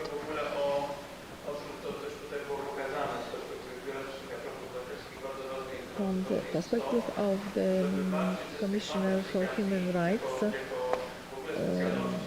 to see the stigmatization that is there,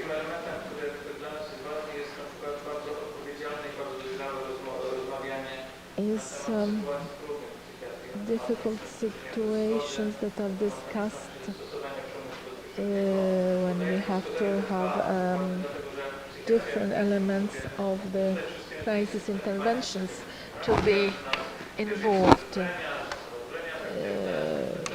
Of course, they can be discussed on general level, but if you go down to an average citizen, you say we are in charge of psychiatry or the sexual abuse. So we are either afraid of them or we are stimulated, like the incidents at the Warsaw University when there was an attack with a knife of a young person recently. So we see often very very bad perception and very bad description of a system and people. Is it a place of working with psychopathic persons or a person that are being helped? So we have to de-charm the situation. And we have to remember that force has to be used and the higher necessity situations. We have to remember that the topic is here. I have a sister who, when she was 14, she was in paranoid incidents, and maybe you will disagree with me as professionals when we speak of schizophrenia and adolescents. We have to, differently from the perspective from the crisis of depression, it is different when you tell society how the children hears about things that objectively do not exist, and those that suffer from this. We should really be slowing down and telling children that some of their colleagues may function differently. To end up my reflection, you saw a really serious, one of the highest loser institution is the school. In this other mini-series we see a school where the children were really hurt by their colleagues of mine, teachers, because these are people who hate their job.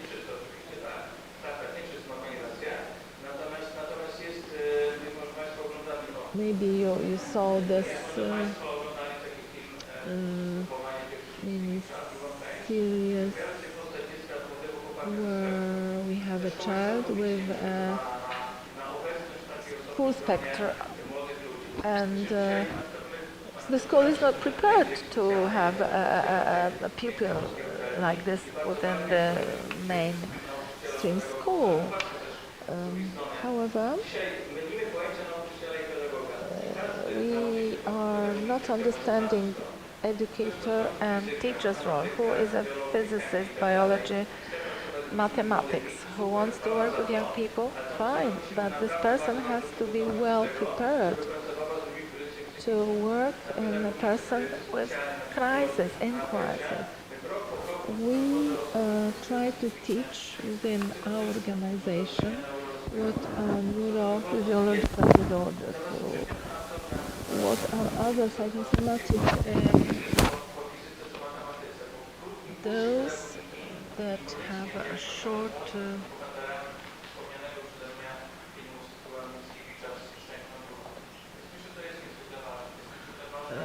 experience.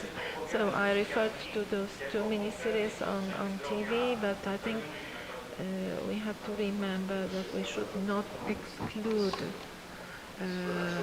those people. Of course,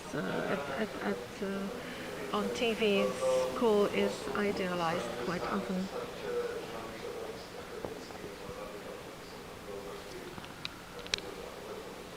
Professor,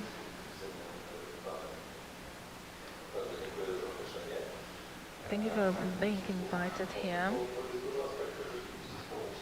Yes, there are many aspects. Professor Daszkiewicz, Napoleon Daszkiewicz. We are employers and Medicover.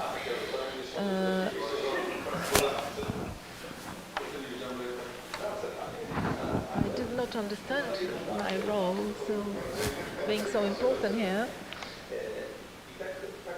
And I think that when we speak of employment, we heard of the medications. Money is also being part of the system and being ensured. because in a group of young people, about 65% with schizophrenia starts to go into employment, but then after a few episodes it drops down to 15%. So disorders are really giving additional costs. And then Ministry of Health is not part of the problem. We have the social security system being part of the scene at that stage when they drop out from the employment, and auto-stigmatization is 90%, and these are underestimated figures. I can speak about a guy who came from a clinic to work. He wanted to complain about the librarian because he said, I was stigmatized. I asked for a book. I said I'm in problems with schizophrenia. I want a book to read.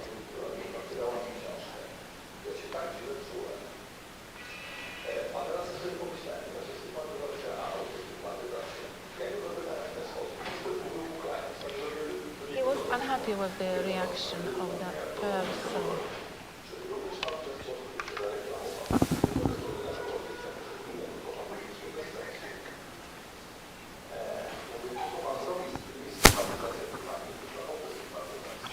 You have witnessed auto-stigmatization. You cannot complain. You cannot complain about somebody else's reaction. You yourself initiated the problem.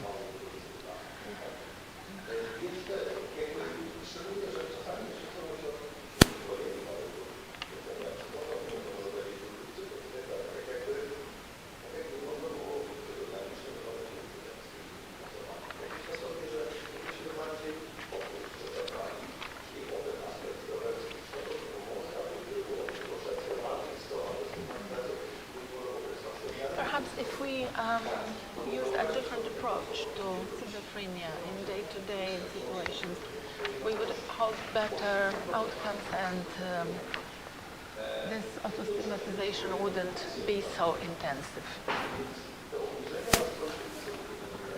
So those decreases in the emotions is not self-generated. Often it is initiated with the external partners.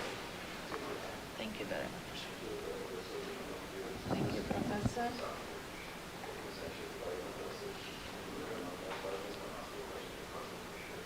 We give work to others, but we are incurring intermediary expenditure. Also, the grassroots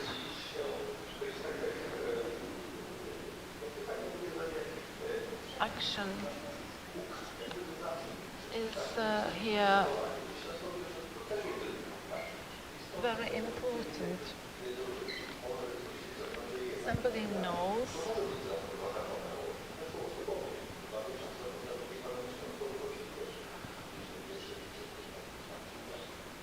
that we are witnessing a problem, but here we can hear your voice, Dr. Piotr.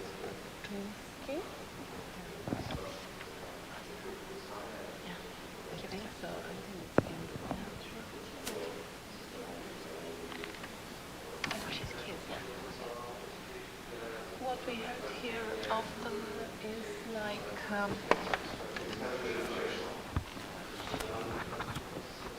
we have difficulties with different actors on the scene that should be in better contact. When we go down to the local communities, we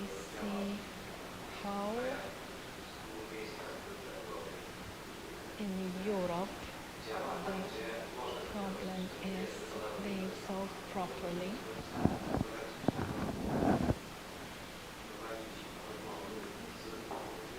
We can hold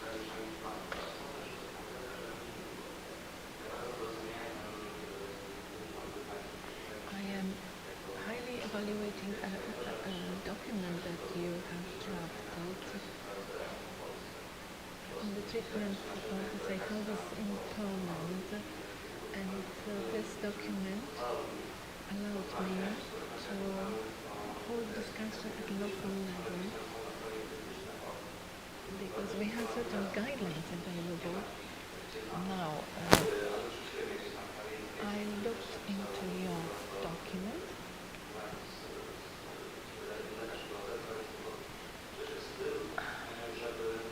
What is important here when we hold such guidelines to reach where they are needed.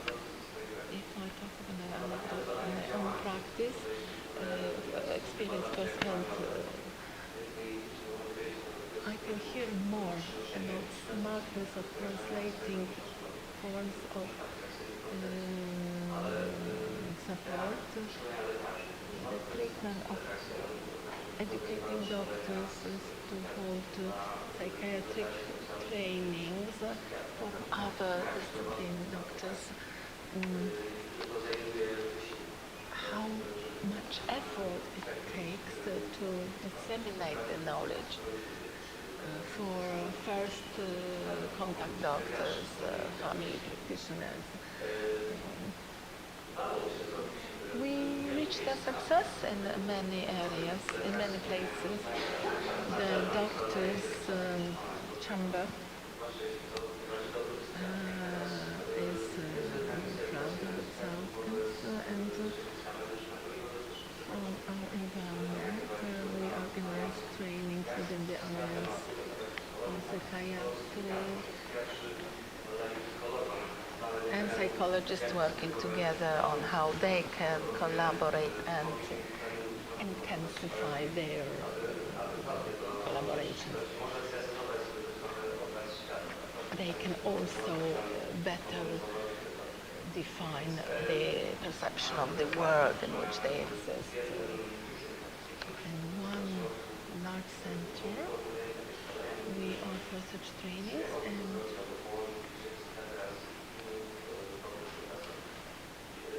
we have psychiatrists from the Institute of Psychiatry and another specialist working together. And then those who were part of the training came to a conclusion that they can run such trainings within their own institutions rather than go for the trainings outside. And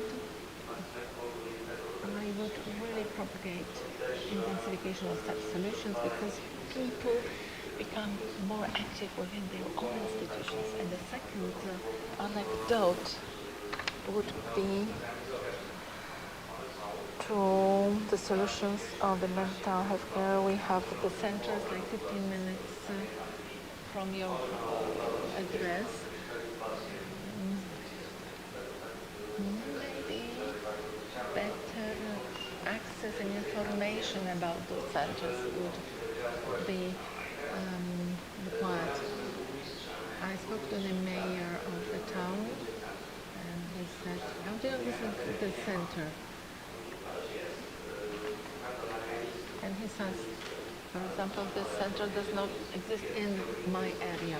And we say, no, it does exist. It's just on the border of the municipality. So there are definitions and redefinitions of the geographical phenomenon.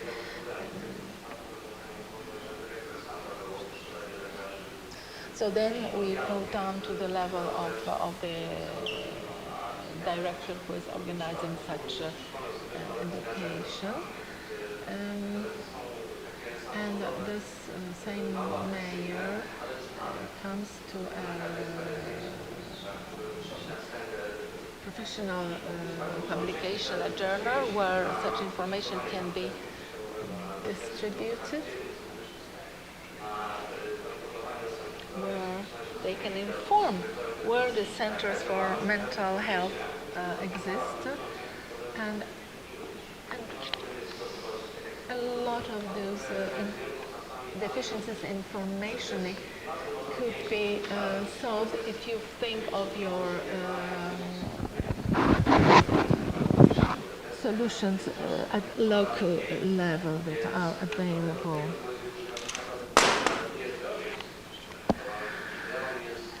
Too much expression, sorry.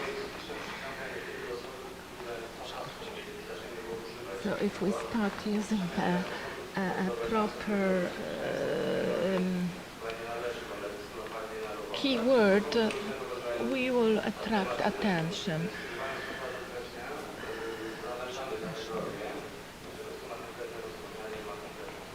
The right solution can be found, and we know where to look for that right solution. So when we discuss depression, we are being conducive to solve the problems of schizophrenia. The more we will be solving the problems that were indicated in the report, and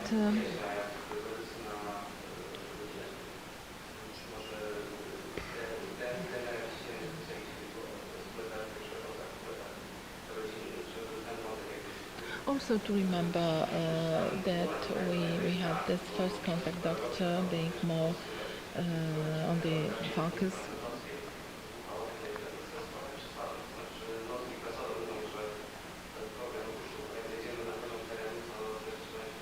WHO and the other information give not always the correct information. There are certain exaggerations and false information about what has been happening. So slightly different trainings are required. So not exactly what has been indicated. And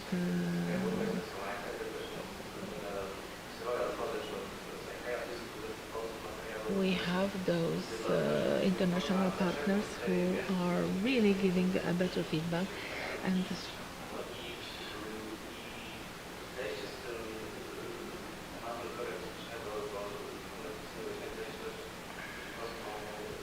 going down to the first contact doctor support is there are more levels of the alliances, but this is a key element. In 5 macro regions, we started to adopt this unofficial alliance.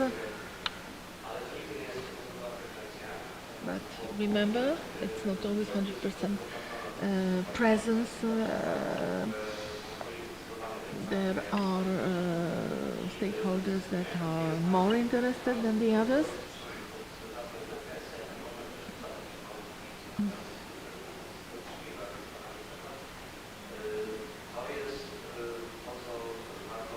What is worth being done? Only in 5 that we could go to other regions of Poland. An initiative that should be copied, that should be repeated and used for future.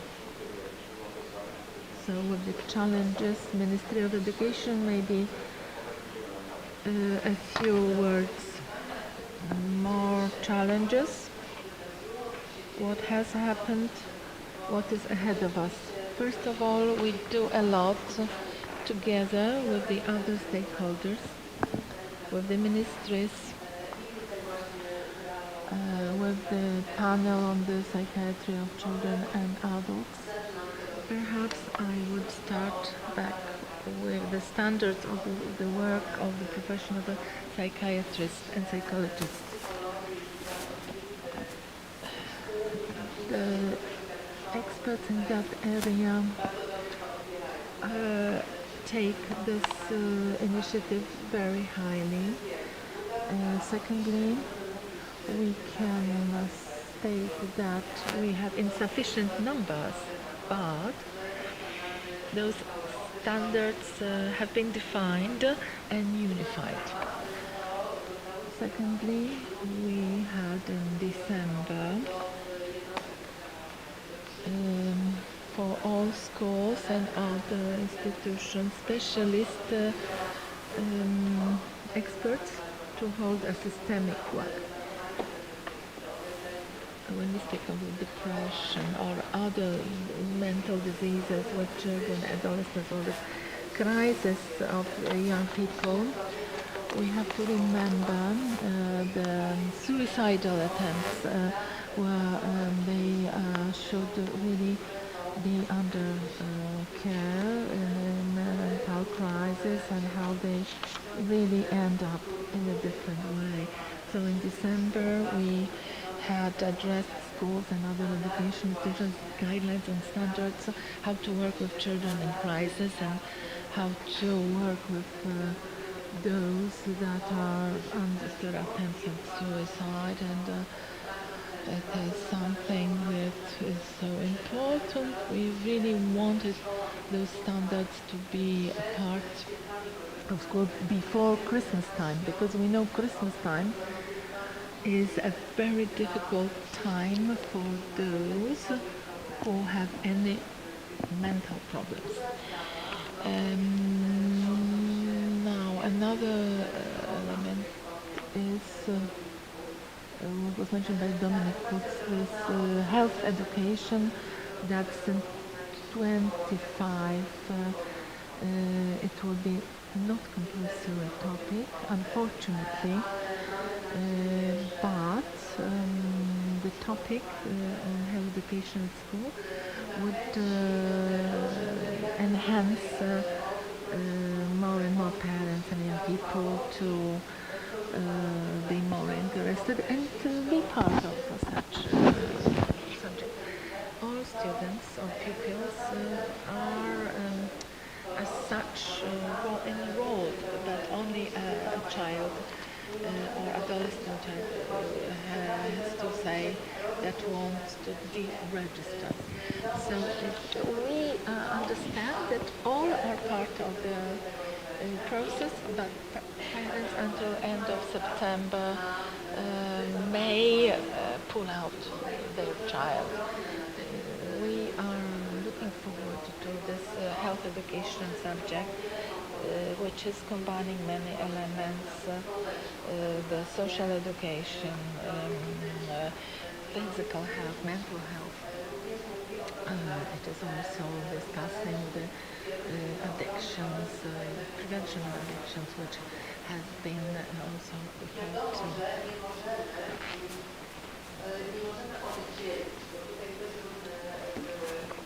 One can say that they cannot be separated,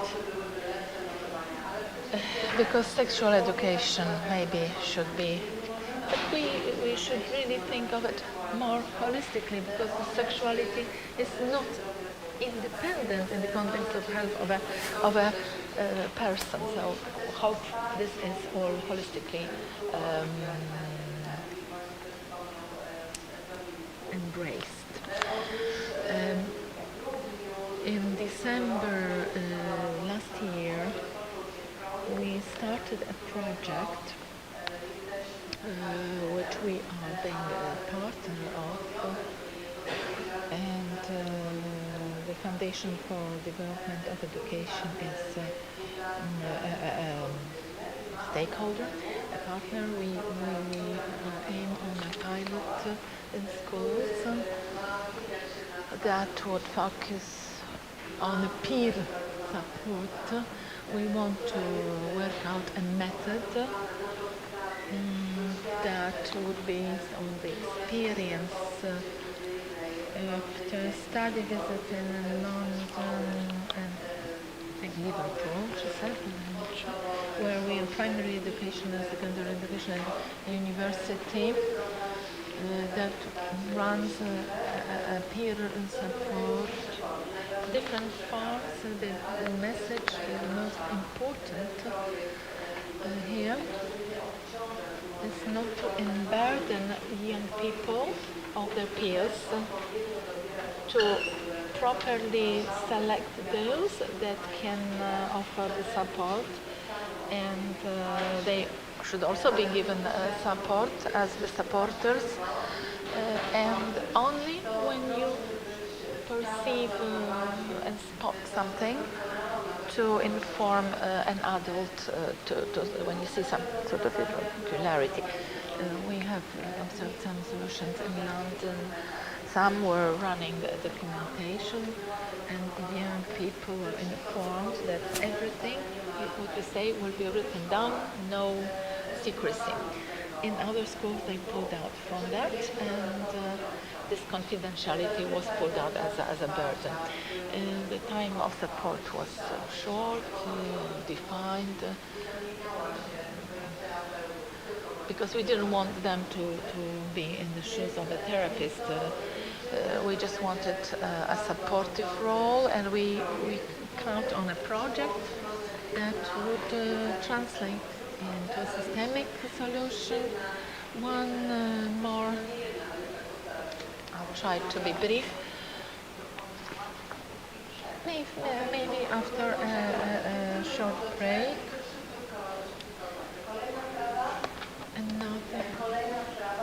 another element is collaboration on interdisciplinary level. Ministry of Health, National Program of Health, which we implement from last year under C, emotions.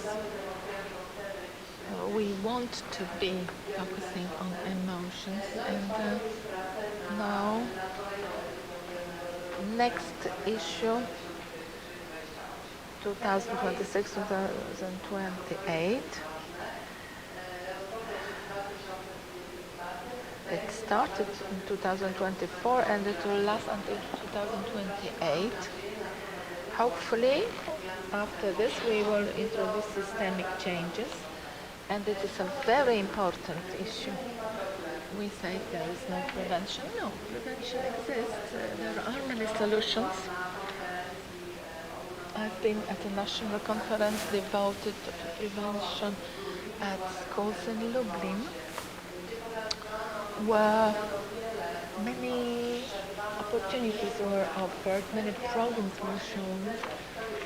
What is important is to collect and have it all in one place, and it's one of the plans of the Ministry of Education, the availability. I'm happy that we agree we cannot detach a young person from a family, from different factors that are impacting emotions and the life of such a person. And it is important that we find a path to observe, to support and diagnose a child from the moment of its birth, then the entire time until being an adult, grown person. There will be no gaps in the process, so there's continuity. And the prevention, different programs for prevention and education that are very important part of the school curriculum, and there should, in fact, we see teachers collaborating with the families and parents, but it doesn't translate always into practice in such a way we would like. Therapists that work at schools and direct school principal should understand, should really rely all of the risk factors and to address all of the groups, not only just the risk groups. And the therapy should be addressed to all, and the same teachers, parents, and pupils, of course, in 3 different groups.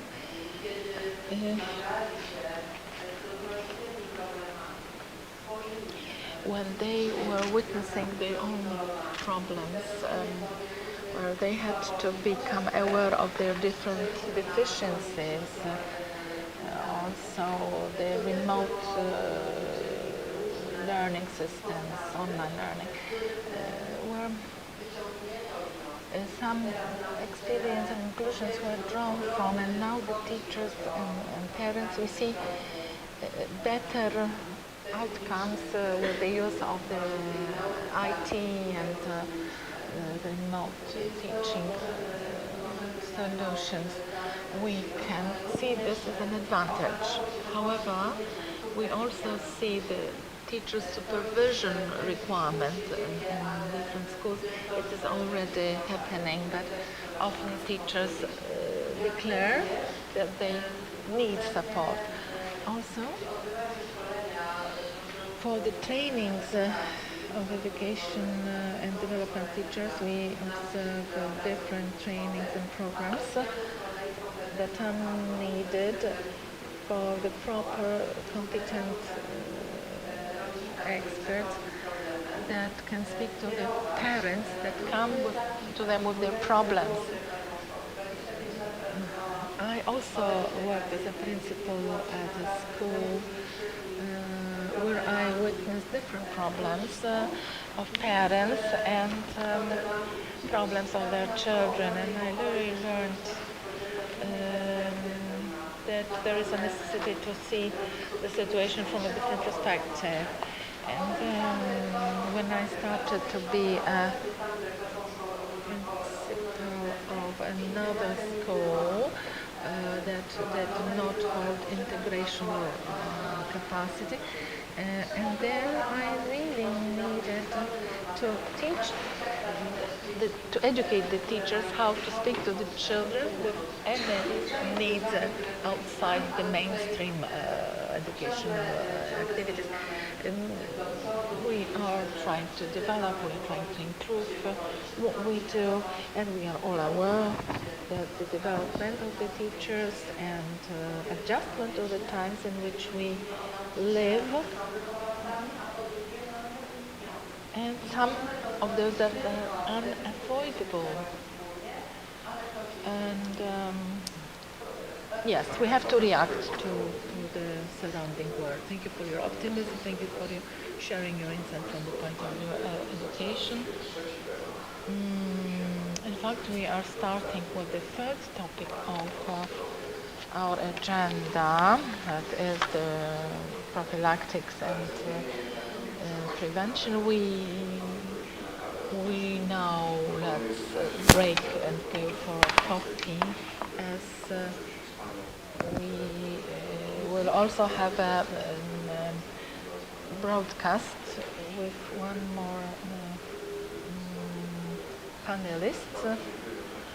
I couldn't hear the name, I'm sorry, but there will be, after, I think he said 15 minutes of break.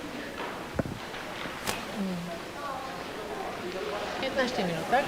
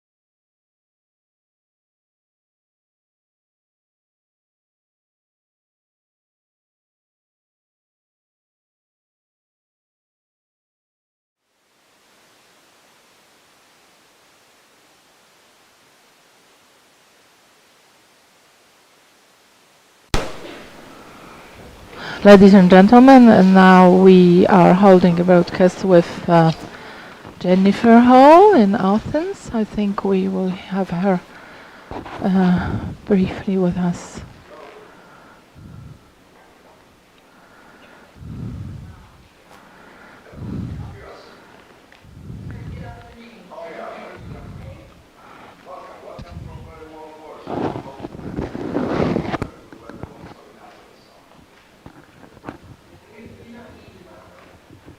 Pani nie słyszy dobrze.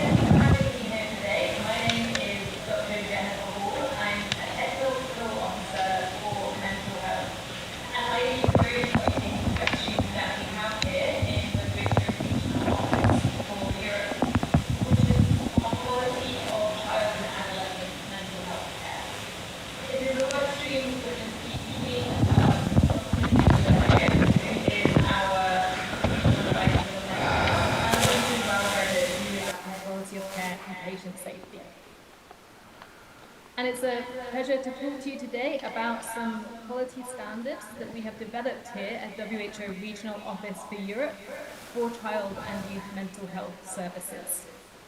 So I was going to just give a very brief overview of the need and methods to develop these quality standards, an outline of the quality standards themselves, and a bit about how they could be applied, particularly for the topic of this meeting in prevention services, brain health, and early intervention.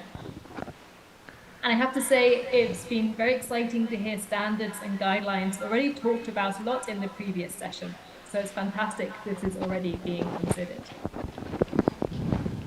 So the need for our quality standards for child and youth mental health services really arose because we saw from our own data at a regional level, we see a huge variation in the quality of child and youth mental health services in terms of what services are available, in terms of the professional support available, and in terms of what treatment is offered to children, adolescents, and young people.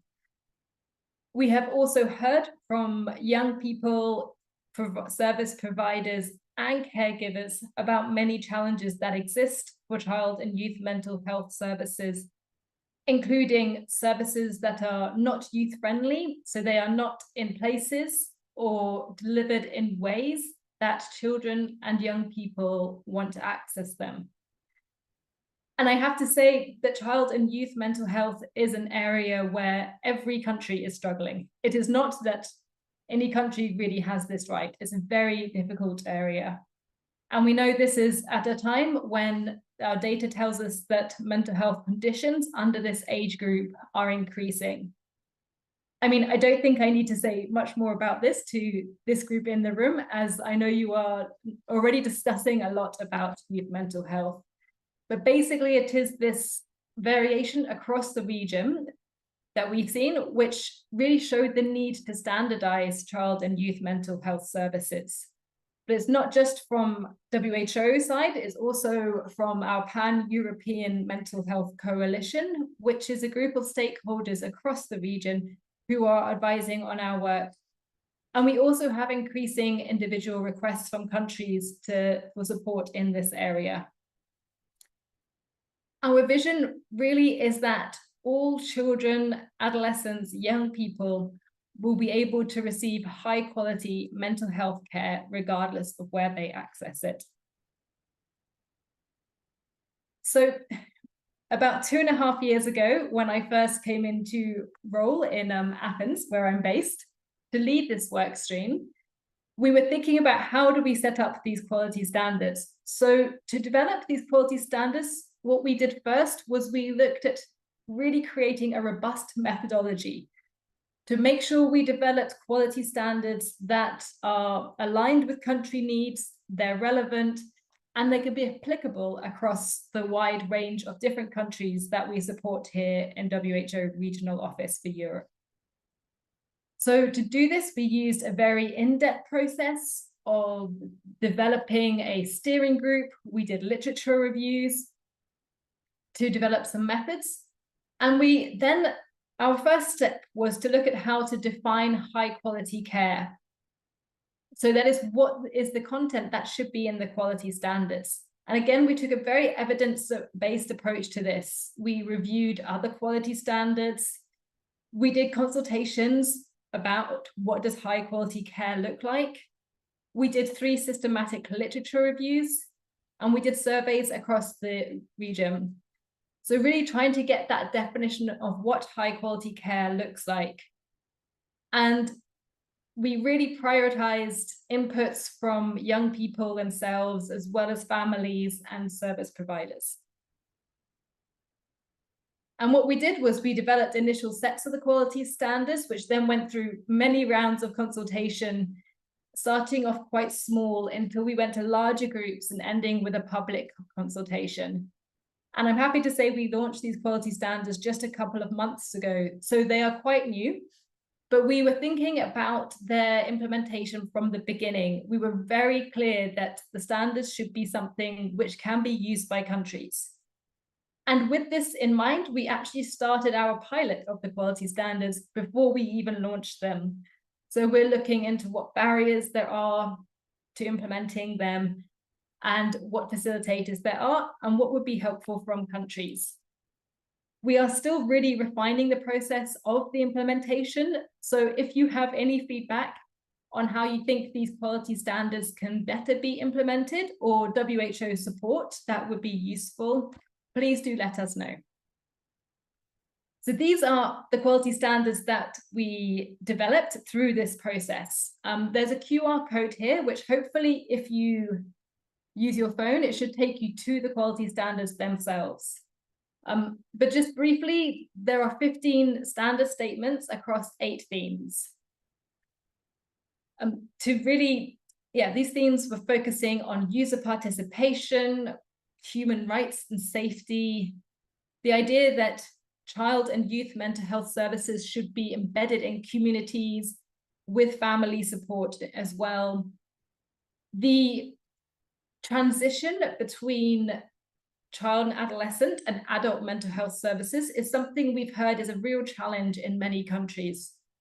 So we put in there one about smooth transitions, but not just between child and adolescent and adult mental health services, but also thinking about this multi-sectoral approach that we push for child and adolescent mental health services. So it transitions between education sector, social services, as well as health. There's one here around timely support, and I think this one is particularly relevant to your topics today because, of course, early intervention is a form of timely support. We know that particularly for this age group, the earlier we can get them support, the better their children and adolescents fare and will manage in the future. Of course, the support received should be developmentally appropriate and evidence-based by a competent and appropriate workforce. I think the workforce is one of the biggest challenges we consistently see across the region. It's very hard to find enough workers with the appropriate education and skills to do the work. We find most countries talk about some level of under-resourcing or lack or shortage of staff. It's very difficult.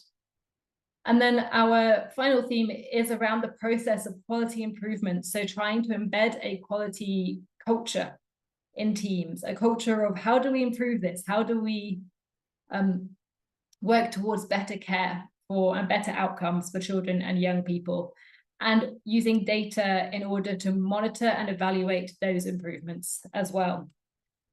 So this is a very brief overview of them. You can see them in the quality standards document itself. And the importance of the quality standards. So as I say, we have started piloting them already. We actually also have an annual autumn school where we bring together country representatives to discuss quality of child and adolescent mental health care. And last year we held it in Thessaloniki in November. And we had 36 participants from across 15 countries. And we did a really big deep dive into the quality standards there as well. And what we've heard from our pilot countries, as well as the participants in this school, is that they are so helpful to provide a framework from which to understand different elements of high quality care, and then to assess the quality of care from that. And from that to prioritize different areas for quality improvement. And we are currently piloting an audit tool, a self-audit tool, which people can use, or service providers or managers can use to assess the quality of the service based on the standards. So again, I'm happy to share that if any of you are interested in looking at the self-audit tool, and we would love your feedback on it. And also just kind of having this framework of what high quality looks like. And particularly for the topic for today, for brain health and early intervention, again, timely care and early intervention is really emphasized in the quality standards, and something which we are continually pushing, as well as youth participation, so participation of users.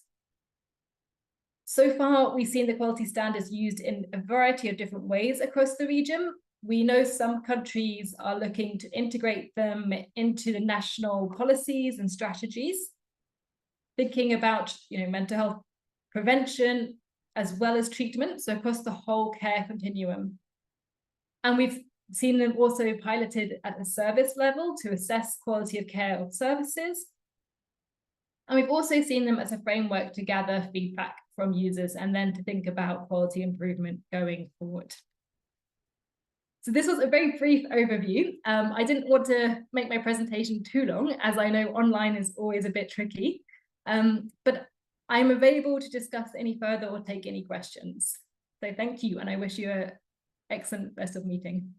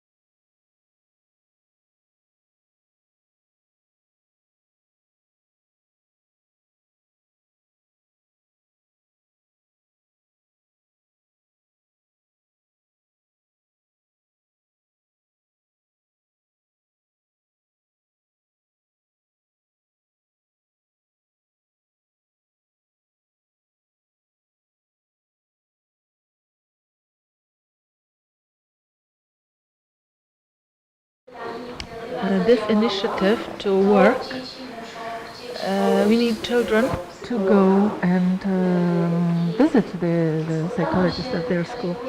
When I was part of different conferences, I heard that children are embarrassed to go because their peers will see that something is wrong with us, that we are not same as others. So from the very early stage of childhood, one should know that others may have problems, may have a crisis, and also integrate and educate from the very early stage. Psychiatry of children with the adult mainstream psychiatry. Education of children, of the whole society, and naturally understanding that the disease is touching upon the entire system, family. The family is the best therapist, but the family can also be a recipient of such a therapy. Sometimes this is contradicting one another, because sometimes the parents say, oh, maybe my child has deficiency of some vitamins or something different. So remember that family can be a therapist, but uneducated family being uneducated may, without understanding the problem, without the insight, be an obstacle. So this is all I really want to say. Continuation, education. Yes, we put down. Professor Jameson, what would you like to share? I would add prophylactic activities, yes, broadly understood. Prevention, universal and at school, and the initiatives on the local level can differ, but they all should be gathered, and one should consider which ones to select and point at. We have different foundations. I had an opportunity to work with a foundation that is supporting schools, and after pilot programs they were implemented to the mainstream. Children, teachers, pedagogists, psychologists and teachers and parents were part of those programs. When we have all those elements together, for all of those groups, we have different recipients, and therefore what Madam Minister referred to, we start with a mother, pregnant person, yes, and she is formulating the bound at this level of the family, because the crisis can go further. This is a challenge for all of us. I don't know how to start. We are narcissistic culture, and we are a narcissistic society. It is very hard to teach younger generation to collaborate and not to compete. Yes. One more, Madam Professor, topic, as you are a proxy of the reform of the psychiatry of adolescents and children. Is it easy for you to translate the scientific evidence and conclusions to practice? Because this is for the administration to vote through in the parliament. Yes, thank you for the question. It's very difficult. However, you have to remember that our systemic changes in the psychiatry of children and adolescents is one of the few reforms which has been assessed after first year on the first level of the referral levels, and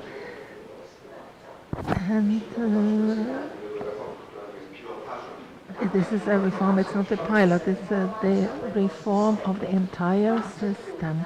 Very difficult. It had to happen. That's why we had certain foundations. We are not destroying what we hold. We are improving on what we are what we're functioning. And we managed to go to the first referral level. Then Mr. Kraszewski has referred to the second level of the open daycare wards. This is a different first level in a big city, in a large center, with an academic institution where things are different and are different to where a director may do a lot, and it's not a problem. The problem is Missouri district, where we have two centers, one from another 40 kilometers away, and another 40 kilometers away to the next level of daycare. So how can we logistically tackle this and have the first level closer to school? We could sum up that the recommendation would be here further scaling up and eliminating geographical obstacles. When we say we have the first option or signature, why this is the case? Because it means we are in shortage of specialists at schools. There are no psychologists at school. About 70% of schools hold such specialists, 75%, but where are they? Where they are distributed, yes? Because that's the problem. We don't know where they exist in the system.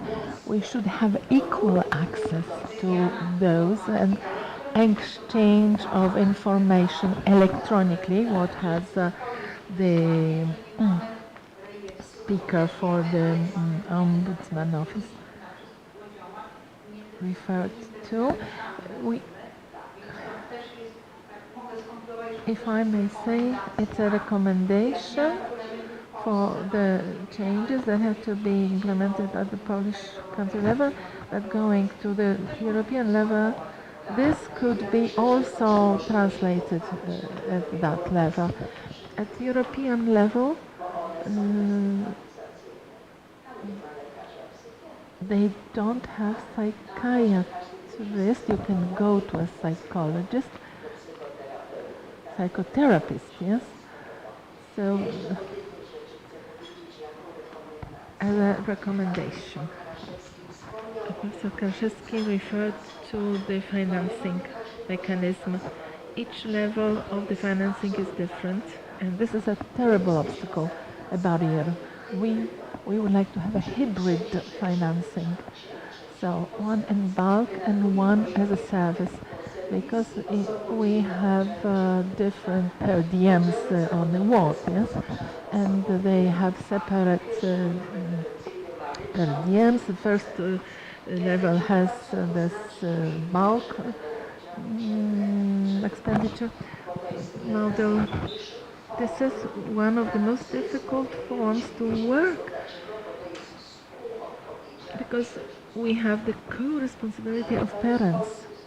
But this is the specificity of the Polish system, complex difficulties in accounting the expenses. We would like to have a uniform system that could function, to collaborate with the parents, as the professor mentioned here, and Madam Minister, how to change. We start at the school level with the parents don't see an enemy at school, but someone who is a friend and supporter. Something that happened, and it's hard for the parents. It has something to do with this narcissistic culture and patients. Maybe we could have a separate debate on the school approach and the thing, something that we have so many specialists at that level, educated people, and we are not specialists in education. We are not for the deficiencies that exist within the school and the clinic of psychology.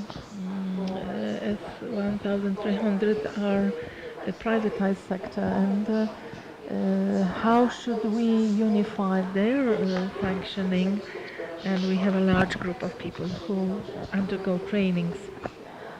One more thing that we neglected here, we still have an excellent help, which is a hotline, which exists with Madame Director for Ombudsman and the Human Rights Ombudsman.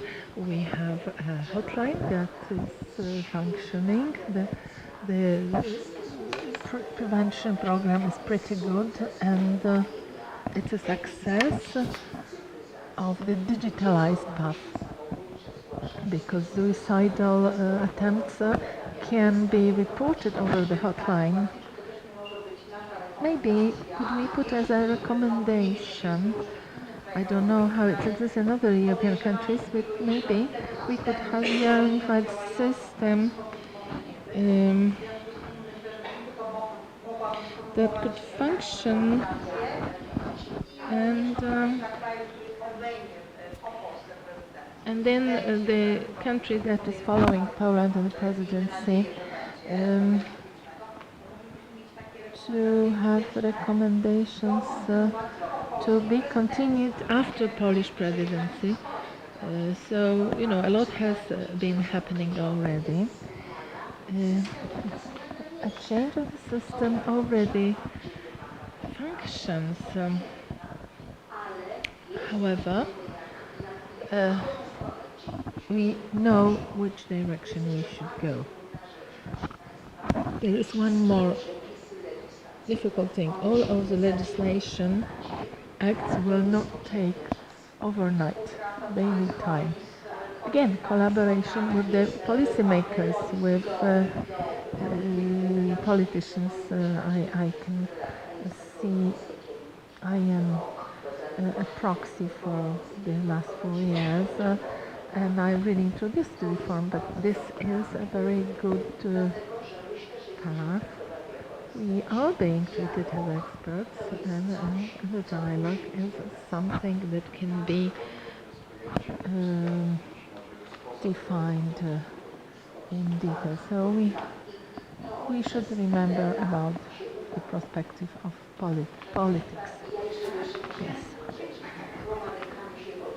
I also find myself under the first words of what the other speaker said, lack of information about the first level institutions availability. This should be seen by a parent who should know where to reach for this help. There were recommendations. I also was afraid and worried about this. The adolescents, this was the mini-series that was shown on TV, and I was really worried about the peers and other viewers perceive.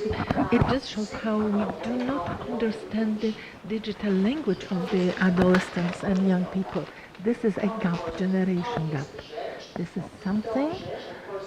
It's good that in the Polish presidency the addiction of the digital media is number one. It is a broad understanding meaning of the problem. Yes, the access to information via digitalized media is a strong recommendation for future, and also impact of the digital media in the positive and negative stage. I want to give the floor to Professor Samochovic. Just one conclusion, because we really have to wrap up, as we are limited with time. Also with the translation, but we would like to know your active participation in the European Association. You know, the family is a key element. Also the artificial intelligence. In such world we exist and our children operate. The more we learn on the impact of the young brain, we can construe different regulations. We can think of a car, the car as a killer. We never thought that the car could kill. Later we started to introduce regulations, drinking and driving and so on. So we have to remember the AI is also something that can be banned at school and tell children not to bring their mobile phones. Would that be a wise move? Like nobody bans a driver to drive a car. We have to learn, listen, learn, have patience with children. And thank you for inviting the patients. The more we meet, we also have in our management representative of the patients panel. It is very important part of our works as an advisory group. Thank you very much. Thank you. Now,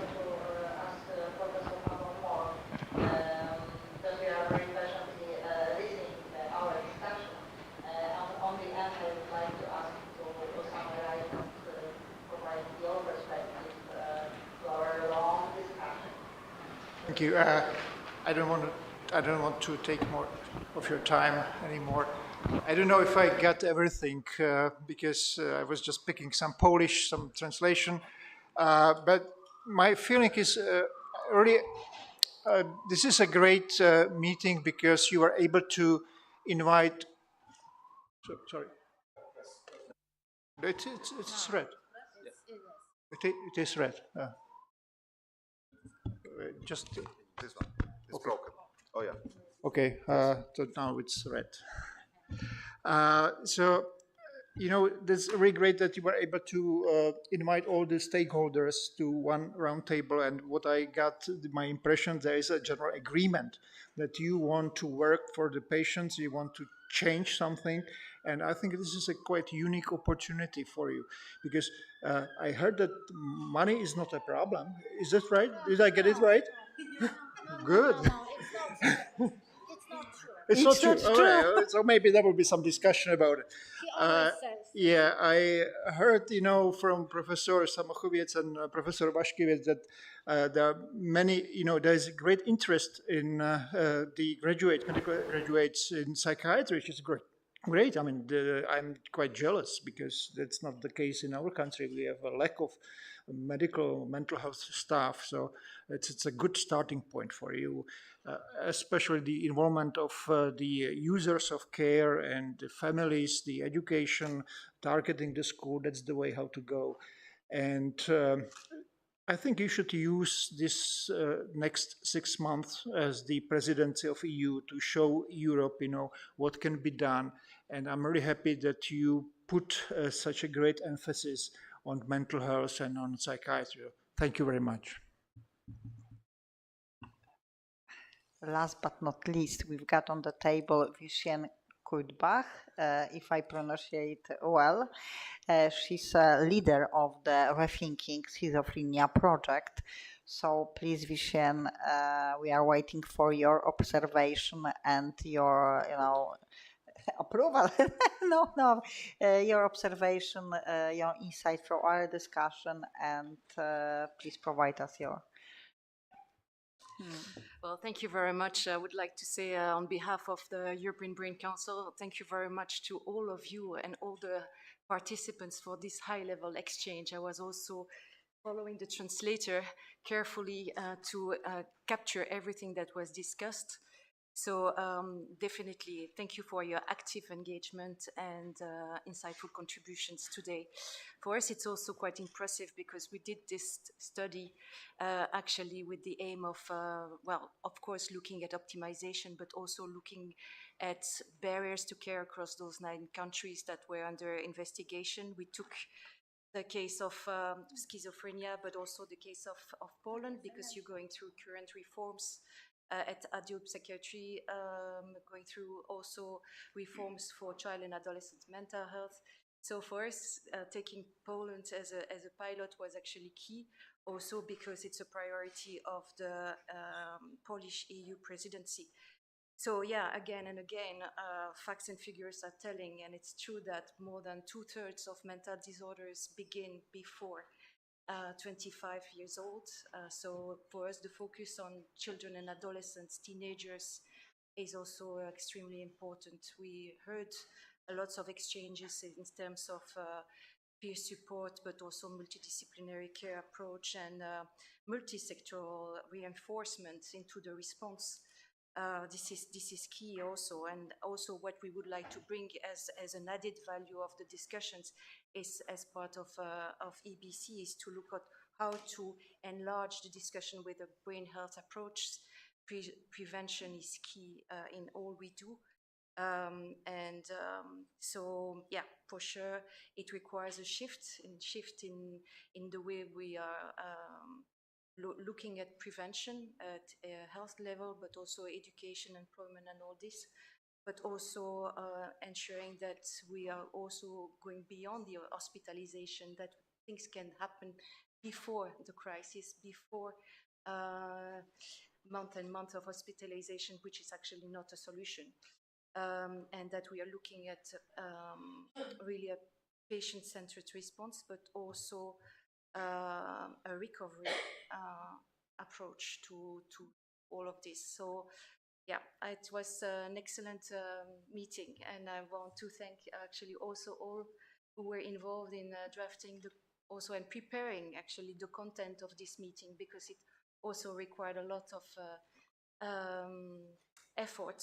So yeah, all the names have been also thanked, but I would like also to thank you very much for that. And we'll continue with other 2 countries, Denmark, which actually will be the next country for this year with the EU presidency. Hopefully they will also cover mental health, so it will be an opportunity to continue and commit with the conclusions of today, and afterwards we will also look at the German situation. So thank you. Thank you, Vishen. And maybe on the end, I ask Frederick de Stenberg to say a few closing words about the future of the project, as well as your observation from our discussions. We've got one representative of our parliamentary member and one of our MEPs, but we cooperate closer, as Professor Janusz Kozik also declared an experience, as well Professor Schulz.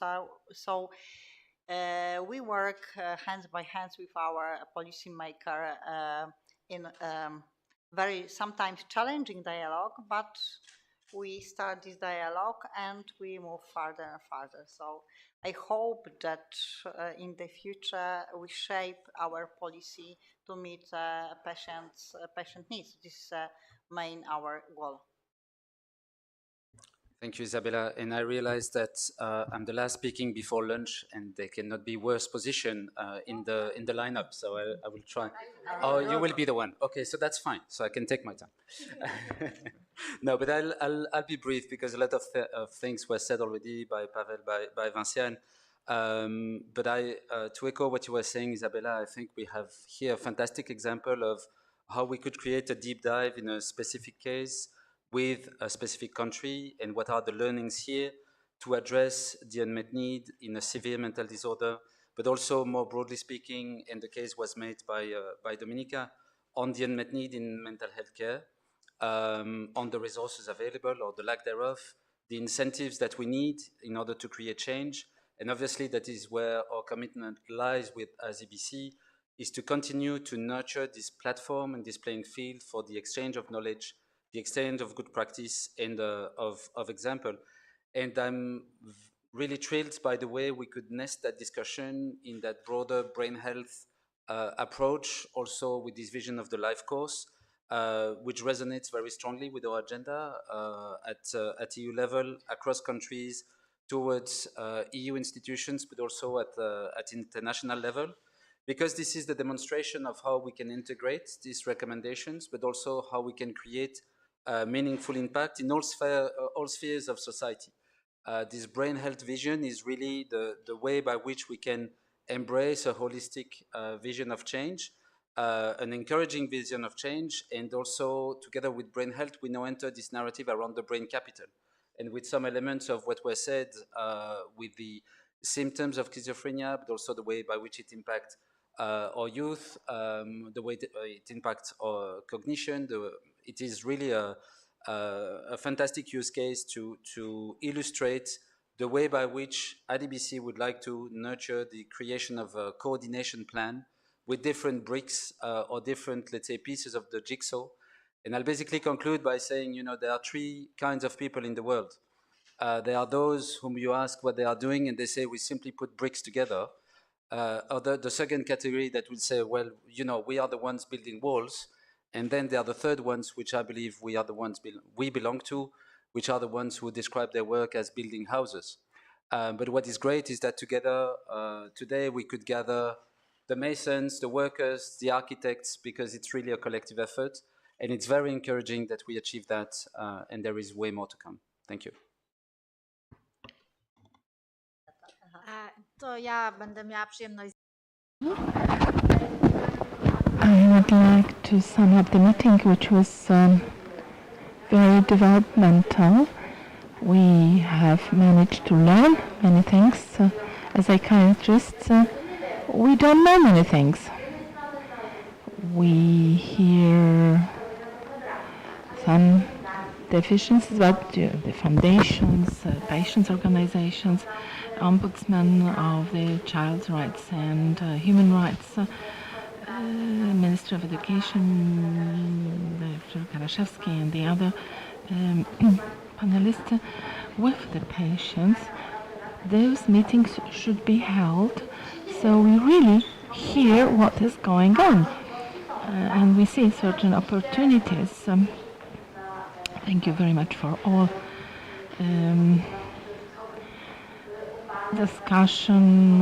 It was really great to hear Fred Desberg because we really could go deeper into the issues that were discussed. Thank you very much once again for all this. Now we would like to invite you for lunch and a family photo. Before, those who are still here with us are invited to go and be part of a family photo, and the Madame Photographer will put you into the scene before to lunch. If I could share one more experience from Białystok. We had a youth from Białystok, 300 people, asking them what they need. Sometimes I don't know what they require.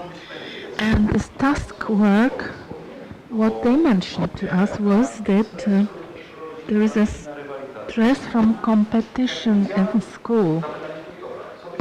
So we asked them, what would you suggest?